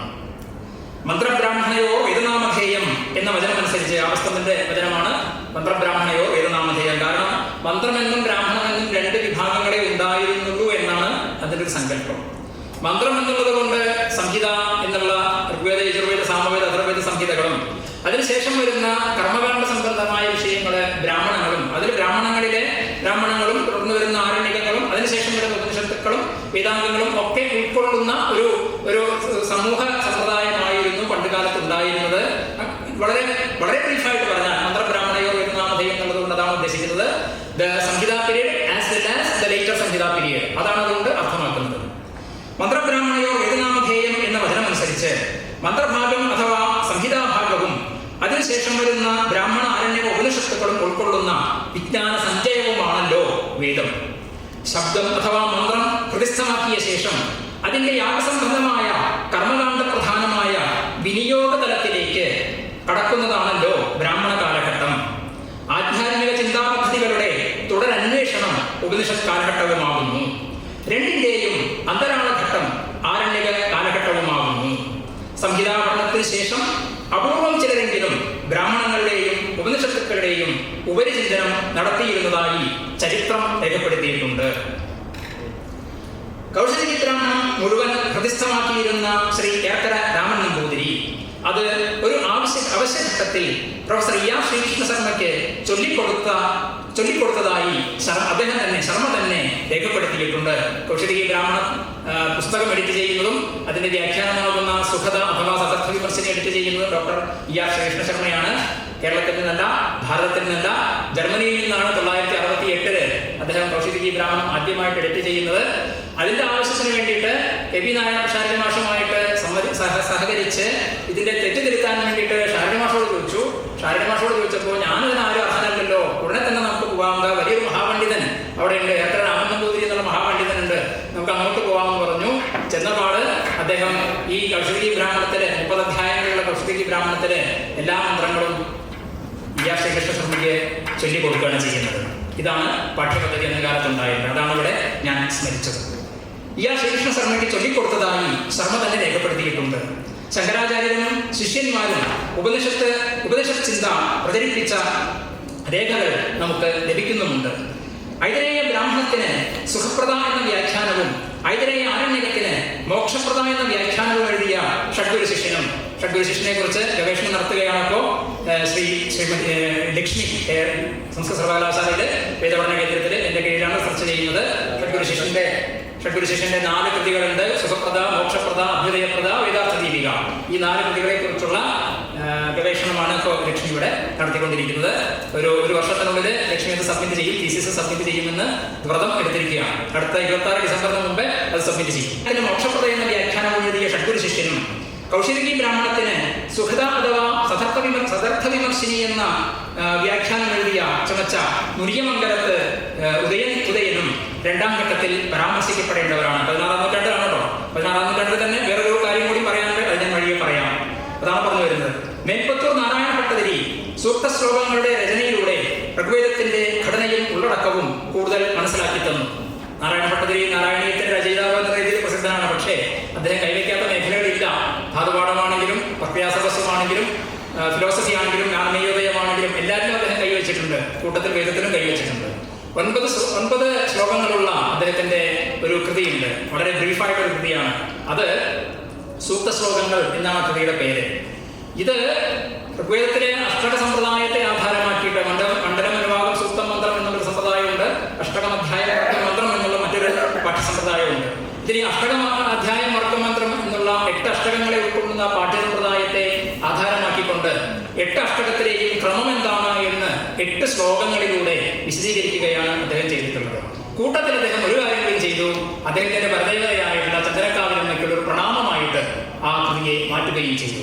ഈ പ്രണാമ സങ്കല്പം വളരെ അടുത്ത കാലത്തൊന്നും അതിനെക്കുറിച്ചുള്ള ചർച്ച ഉണ്ടായിരുന്നില്ല. സുഖശ്ലോകങ്ങളിൽ വന്നാൽ അദ്ദേഹത്തിന്റെ വേദസംബന്ധമായ കൃതിയാണെന്ന് മാത്രമേ അറിയുമായിരുന്നുള്ളൂ. പക്ഷേ പിന്നീട് വന്ന ചർച്ചകളിലൂടെ ഇങ്ങനെയും ഒരു അർത്ഥം അതിൽ ഒളിഞ്ഞു കിടക്കുന്നുണ്ടെന്നും ആ അർത്ഥത്തെ പുറത്തു കൊണ്ടുവരാനും സംസ്കൃത സർവകലാശാലയിലെ വേദപഠന കേന്ദ്രത്തിന് മാസ്റ്റർ കീഴിൽ പ്രവർത്തിക്കാനും സാധിച്ചു. അത് വ്യാഖ്യാനിച്ചത് സംസ്കൃത സർവകലാശാലയിലെ തന്നെ പയ്യന്നൂർ പ്രാദേശിക കേന്ദ്രത്തിലെ വ്യാകരണ വിഭാഗം അധ്യാപകനായിട്ടുള്ള ഡോക്ടർ കുമ്പകുളം വിഷ്ണു നമ്പൂതിരിയാണ്. അവിടെ നിന്ന് പ്രസിദ്ധീകരിച്ച preservation techniques of the Rigveda chanting of Kerala എന്ന കൃതിയിൽ ഇത് ചേർത്തിട്ടുണ്ട്.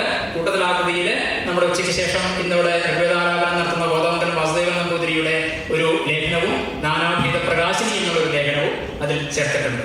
അപ്പോൾ ധാരാളം റെഫറൻസുകൾ നമുക്ക് വേദസംബന്ധമായി ഇന്ന് കിട്ടുന്നുണ്ട് എന്ന് പറയാൻ കൂടിയാണ് ഞാനത് സൂചിപ്പിച്ചത്. മേൽപ്പത്തൂർ നാരായണ ഭട്ടതിരി സൂക്തശ്ലോകങ്ങളുടെ രചനയിലൂടെ ഋഗ്വേദത്തിന്റെ ഘടനയും ഉള്ളടക്കവും കൂടുതൽ മനസ്സിലാക്കി തന്നു. ഋഗ്വേദ ഘടനയെ അപഗ്രഹിക്കുന്നതോടൊപ്പം തന്റെ പരദേവതയായ ചന്ദനക്കാവിലമ്മയെയും മേൽപ്പത്തൂർ ഈ കൃതിയിലൂടെ സ്മരിക്കുന്നു. ഈ വ്യാഖ്യാന പദ്ധതിയുടെ ആവിർഭാവത്തോടൊപ്പം തന്നെ വേദാംഗങ്ങളും രചിക്കപ്പെട്ടു. അവയിൽ തന്നെ ശിക്ഷയും ഛന്ദസ്സും ശബ്ദത്തിനും നിരുക്തവും വ്യാകരണവും അർത്ഥത്തിനും കൽപ്പവും ജ്യോതിഷവും ആചാര അനുഷ്ഠാനത്തിനും പ്രാധാന്യം നൽകിക്കൊണ്ടുള്ളവയാണ്. ശൗനകീയ ശിക്ഷയ്ക്ക് വ്യാഖ്യാനം എഴുതിയ KNM ദിവാകരൻ നമ്പൂതിരി ഇത്തരുണത്തിൽ സ്മർത്തവ്യനാണ്. സർവാനുക്രമണിക്ക് വേദാർത്ഥ ദീപികയും അസുരായന ഗൃഹ്യസൂത്രത്തിന് അഭ്യുദയപ്രദ എന്ന വ്യാഖ്യാനവും ഷഡ്ഗുരു ശിഷ്യൻ രചിക്കുകയുണ്ടായി.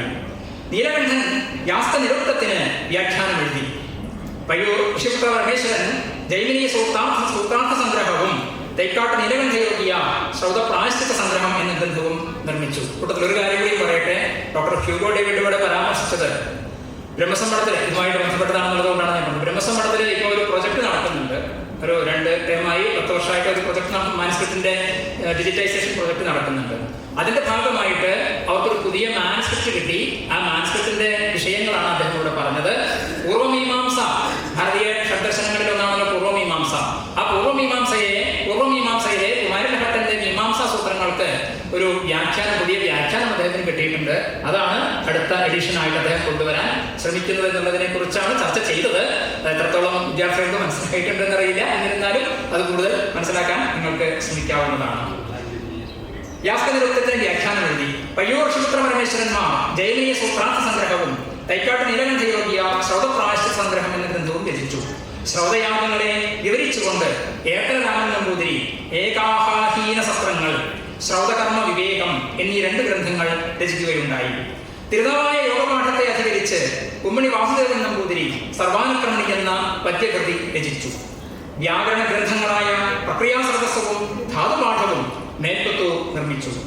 ജ്യോതിശാസ്ത്രത്തെയും ഗണിതത്തെയും അടിസ്ഥാനപ്പെടുത്തിയും നിരവധി ഗ്രന്ഥങ്ങൾ ഇക്കാലത്ത് കേരളീയർ രചിച്ചു.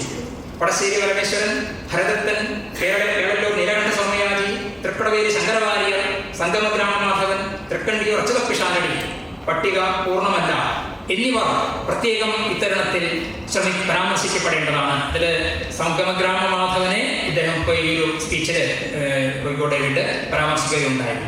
ഇത്തരത്തിൽ 2ാം ഘട്ടത്തിൽ വേദാന്തങ്ങളും കേരളത്തിൽ വലിയ രീതിയിൽ പഠന വിഷയമായി. കാരണം ഈ പറഞ്ഞ വിഷയങ്ങളൊക്കെ വേദാന്തങ്ങളിൽ വരുന്നതാണ്. ശ്രൗതമാണെങ്കിലും വിഷയമാണെങ്കിലും ശിക്ഷയാണെങ്കിലും പ്രാതിശാഖ്യങ്ങളാണെങ്കിലും ഛന്ദസ്സാണെങ്കിലും ജ്യോതിഷാണെങ്കിലും. ഞാൻ പറഞ്ഞു പട്ടിക പൂർണ്ണമല്ല, കുറേ പട്ടികൾ ഇനി ചേരാനുണ്ട്. 3ാം ഘട്ടത്തിലേക്ക് കടക്കുന്നു. വേദഗ്രന്ഥങ്ങളുടെ വിശകലനാത്മകവും വിമർശനാത്മകവുമായ പഠനവും അതിലൂടെ അവയുടെ ആന്തരിക സത്ത സമൂഹ മനസ്സിലേക്ക് പകർന്നു കൊടുക്കുന്ന തരത്തിലുള്ള പ്രവർത്തനങ്ങളും ഉൾക്കൊള്ളുന്നതാണ് 3ാം ഘട്ടം. ഏതാണ്ട് 7ാം നൂറ്റാണ്ട് മുതൽ തുടങ്ങിയ 2ാം ഘട്ടം 20ാം നൂറ്റാണ്ട് വരെ നീണ്ടുനിന്നു. എങ്കിലും സംസ്കൃത ഭാഷയിലായിരുന്നു 2ാം ഘട്ട പ്രവർത്തനങ്ങൾ ഏറിയ പങ്കും നടന്നിരുന്നത് എന്നുള്ളത് സാധാരണക്കാരിൽ പഠന പ്രക്രിയയ്ക്ക് പ്രയാസമേറ്റി. സമൂഹമധ്യത്തിൽ പലപ്പോഴും അവ അറിയപ്പെടാതെ നിന്നു. പക്ഷേ പിൽക്കാലത്ത് നടന്ന തുടർ പഠന പ്രക്രിയയ്ക്ക് ആധാരമായി തീർന്നത് 2ാം ഘട്ടത്തിൽ പ്രവർത്തിച്ച മഹാപ്രതിഭകളുടെ പ്രവർത്തനങ്ങളായിരുന്നു എന്നത് എടുത്തു പറയേണ്ടതുണ്ട്.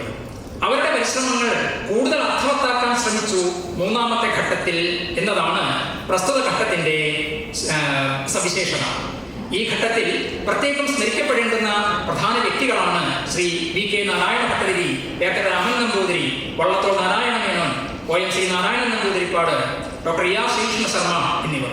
ഇവിടെയും പട്ടിക പൂർണ്ണമല്ല.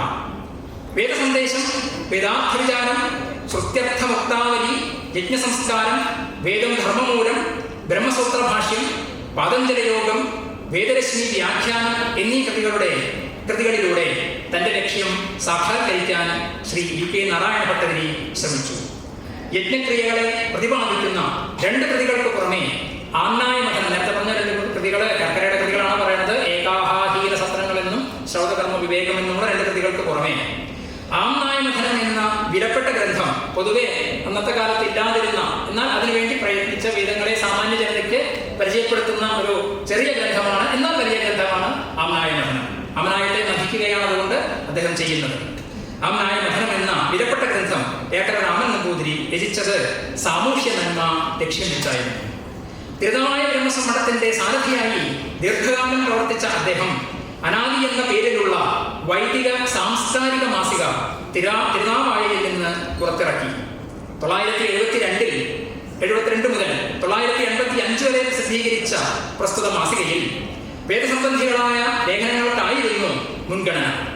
1980കളിൽ പുറത്തിറങ്ങിയ OMC നാരായണൻ നമ്പൂതിരിപ്പാടിന്റെ ഋഗ്വേദം ദേവീപ്രസാദം ഭാഷാഭാഷ്യം കേരളത്തിന്റെ വേദപഠന മണ്ഡലത്തിന് കാതലായ സംഭാവന നൽകി.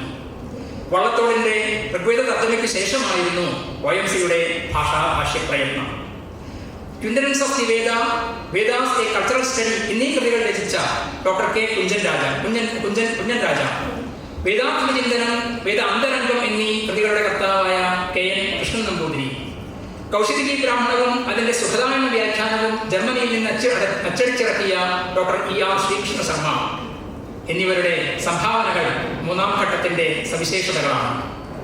ആചാര്യ നരേന്ദ്രഭൂഷൺ ഫൗണ്ടേഷന്റെ പ്രസിദ്ധീകരണങ്ങൾ, കടവല്ലൂർ അന്വേഷണ പരിഷത്തിന്റെ പ്രസിദ്ധീകരണങ്ങൾ, കാണിപ്പയ്യൂർ ശങ്കരൻ നമ്പൂതിരിപ്പാട് സ്മാരക ഗ്രന്ഥശാല പ്രസിദ്ധീകരണങ്ങൾ, തൃശൂർ തിരുനാവായ ബ്രഹ്മസംഘം പ്രസിദ്ധീകരണങ്ങൾ എന്നിവയും ഇക്കാലത്ത് രൂപപ്പെട്ട വേദചിന്താ പദ്ധതികളുടെ അനന്തര ഫലങ്ങളായിരുന്നു. അക്കാദമിക തലത്തിൽ പ്രശസ്തരായ ഒട്ടേറെ വ്യക്തികളുടെ സംഭാവനകളും ഇക്കാലത്ത് വേദവിജ്ഞാന പോഷണത്തിന് സഹായമേകി. ഏതോ കാലത്ത് കൽപ്പിക്കപ്പെട്ട അസ്പൃശ്യതകൾ അകറ്റി ഗ്രന്ഥരചനകളിലൂടെ വേദസാരം ജനങ്ങളിലേക്ക് എത്തിക്കുക എന്നതായിരുന്നു ഈ കാലഘട്ട പ്രവർത്തനങ്ങളുടെ മുഖ്യ ലക്ഷ്യം. നാലാം ഘട്ടത്തിലേക്ക് കടന്നു. കേരളത്തിൽ പഠന പ്രക്രിയയുടെ നാലാം ഘട്ടം വളരെയേറെ സവിശേഷതകളാൽ സമ്പന്നമാണ്. പാരമ്പര്യ രീതിയിലുള്ള പഠന പ്രക്രിയയ്ക്ക് ഭംഗം വന്നു ചേർന്ന സന്ദർഭം കൂടിയാണിത്. ഒരു ഘട്ടം വരെ പറഞ്ഞല്ലോ, സാമവേദം ഇന്ന് നമുക്ക് കിട്ടാനില്ല. വേദാധ്യയനം കേരളത്തിൽ 21 കുടുംബങ്ങളായിരുന്നു ജൈമിനീയ സാമവേദ പാരമ്പര്യത്തിൽ ഉണ്ടായിരുന്നത്. പക്ഷെ ഇന്ന് ഒരു കുടുംബത്തിലും അത് പൂർണ്ണമായിട്ട് അറിയുന്നവരില്ല. അറിയുന്നവർ കുറച്ചു പേരുണ്ട്. അവര് അറിയുന്ന ഭാഗം അതിലൊരാൾ നാളെ ഇവിടെ അവതരിപ്പിക്കും. അപ്പോൾ വളരെ ശോഷിച്ച ഒരവസ്ഥയാണ് ഇന്നുള്ളത്. ഋഗ്വേദത്തിന് ഭംഗം വന്നിട്ടില്ല, യജുർവേദത്തിനും ഭംഗം വന്നിട്ടില്ല, അഥർവവേദ പാരമ്പര്യം കേരളത്തിൽ ഇല്ല. സാമവേദത്തിന് ഭംഗം വന്നു കഴിഞ്ഞു. ഇനി സാമവേദ പാരമ്പര്യം നിങ്ങൾക്ക് മനസ്സിലാക്കണമെന്നുണ്ടെങ്കിൽ ഇപ്പോൾ തന്നെ അതിന് ശ്രീ ശങ്കരാചാര്യ സംസ്കൃത സർവകലാശാലയിലെ വേദപഠന കേന്ദ്രം അവിടെ നിന്ന് സ്വരൂപിച്ച ആ സാമവേദാലാപന CD-കൾ, ഹാർഡ് ഡിസ്കുകൾ നിങ്ങൾക്ക് കാണേണ്ടതായിട്ട് വരും. ഗവേഷണത്തിനാണെങ്കിലും പഠനത്തിനാണെങ്കിലും ഒക്കെ അതാണ് നിങ്ങൾക്ക് ആശ്രയമായിട്ടുള്ളത് എന്നുള്ള ഒരു വാർത്ത കൂടി നിങ്ങളുടെ മുന്നിൽ പങ്കുവയ്ക്കാൻ ഞാൻ ആഗ്രഹിക്കുന്നു. അക്കാദമിക തലത്തിൽ വേദവിജ്ഞാന പരിപോഷണത്തിന് കൂടുതൽ സാധ്യതകൾ ഉണ്ടാക്കിയെടുത്ത ഈ ഘട്ടത്തിൽ ശാസ്ത്ര സാങ്കേതിക വിദ്യ ഉപയോഗിച്ച് വേദം ദൃശ്യ ശ്രവ്യ മാർഗങ്ങളിലൂടെ പകർത്തി വരും തലമുറയ്ക്ക് വേണ്ടി സംരക്ഷിക്കാനുള്ള പ്രവർത്തനങ്ങൾ ആരംഭിച്ചു. സംസ്കൃത സർവകലാശാല 997 വേദപഠന കേന്ദ്രം ആരംഭിച്ചതും അതിന്റെ നേതൃത്വത്തിൽ ഡോക്ടർ CM നീലകണ്ഠന്റെ ചുമതലയിൽ കേരളീയ ജൈനീയ സാമവേദ പാരമ്പര്യം ദൃശ്യശ്രവ്യ മാർഗങ്ങളിലൂടെ പകർത്തിയതും 1977 മുതൽ 2001 കാലഘട്ടം വരെ 4 വർഷങ്ങളിലാണ് ഈ പ്രക്രിയ നടക്കുന്നത്. കേരളീയ വേദപഠന പാരമ്പര്യത്തിന്റെ പുതിയ മുഖമായി തീർന്നു. വളരെ കാലം മുടങ്ങിക്കിടന്ന കടവല്ലൂർ അന്യോന്യം പുനരാരംഭിച്ച് അതോടൊപ്പം വേദവിഷയങ്ങൾ അധികരിച്ചുള്ള സെമിനാറുകളും ശില്പശാലകളും സംഘടിപ്പിച്ച് പ്രസ്തുത സെമിനാറുകളിൽ അവതരിപ്പിച്ച പ്രബന്ധങ്ങൾ സമാഹരിച്ച് പുസ്തകങ്ങൾ പ്രസിദ്ധീകരിച്ചതും ഇക്കാലത്തുണ്ടായ നവസരണികളാണ്. അതുപോലെ തന്നെയാണ് കാണിപ്പയ്യൂർ ശങ്കരൻ നമ്പൂതിരിപ്പാട് സ്മാരക ഗ്രന്ഥശാലയുടെ പ്രസിദ്ധീകരണ വകുപ്പ് ഏറ്റെടുത്ത മഹത്തായ സംഭാവന. ഇന്ന് വേദത്തെ സംബന്ധിച്ച്, വേദങ്ങളെ സംബന്ധിച്ച്, വേദഗ്രന്ഥങ്ങളെ സംബന്ധിച്ച്, വേദാനന്തര ഗ്രന്ഥങ്ങളെ സംബന്ധിച്ച് സാമാന്യ ജനതയ്ക്ക് ഉപയോഗപ്പെടുന്ന രീതിയിലുള്ള ഒരു 10-15 പുസ്തകങ്ങൾ അവിടെ നിന്ന് പുറത്തിറങ്ങിക്കഴിഞ്ഞു. ഋഗ്വേദ ഭൂമിക, യജുർവേദ സമീക്ഷ, സാമവേദ ദർപ്പണം, അഥർവവേദ ആലോകം, വേദാംഗങ്ങള്, യാസ്കന്റെ നിരുക്തം എല്ലാം അവിടെ നിന്ന് ഇറങ്ങിക്കഴിഞ്ഞു. ഇതും സമൂഹ നന്മയ്ക്ക് വേണ്ടി ചെയ്ത ഒരു വലിയ പ്രയത്നമാണ്. 2005 പ്രസിദ്ധീകരിച്ചതും ഇക്കാലത്തുണ്ടായ നവസരണികളാണ്. 2005 സംസ്കൃത സർവകലാശാലയിൽ വേദപഠനത്തിന് ബിരുദാനന്തര ബിരുദ കോഴ്സ് ആരംഭിച്ചു. അതിൽ പാരമ്പര്യ രീതിയിലുള്ള വേദാലാപനം ഒരു പഠന വിഷയമായി ഉൾപ്പെടുത്തി. വർണ്ണ, ലിംഗ, ജാതി, മതഭേദമില്ലാതെ വേദവും വേദത്തെക്കുറിച്ചും പഠിക്കാനുള്ള സാധ്യത ഇതുമൂലം സാമാന്യജനത്തിന് തുറന്നു കിട്ടി. 2014 വേദസംബന്ധ വിഷയങ്ങളിൽ ഗവേഷണ പരിപാടിയും ഈ കേന്ദ്രത്തിൽ ആരംഭിച്ചു. തൃശൂർ തിരുനാവായ ബ്രഹ്മസംഘങ്ങളുടെ ആഭിമുഖ്യത്തിൽ പൊതുജനങ്ങൾക്കായി ഹ്രസ്വകാല വേദ പഠന ക്ലാസുകൾ സംഘടിപ്പിക്കപ്പെട്ടു. കേന്ദ്രത്തിൽ നിന്ന് കേന്ദ്ര സാംസ്കാരിക വകുപ്പിന്റെ ഒരു വലിയ ധന സമാഹരണം കേരളത്തിലേക്ക് കൊണ്ടുവരാൻ രണ്ടാം നേതൃത്വത്തിലുള്ള ഒരു സമിതിക്ക് സാധിച്ചു 2008.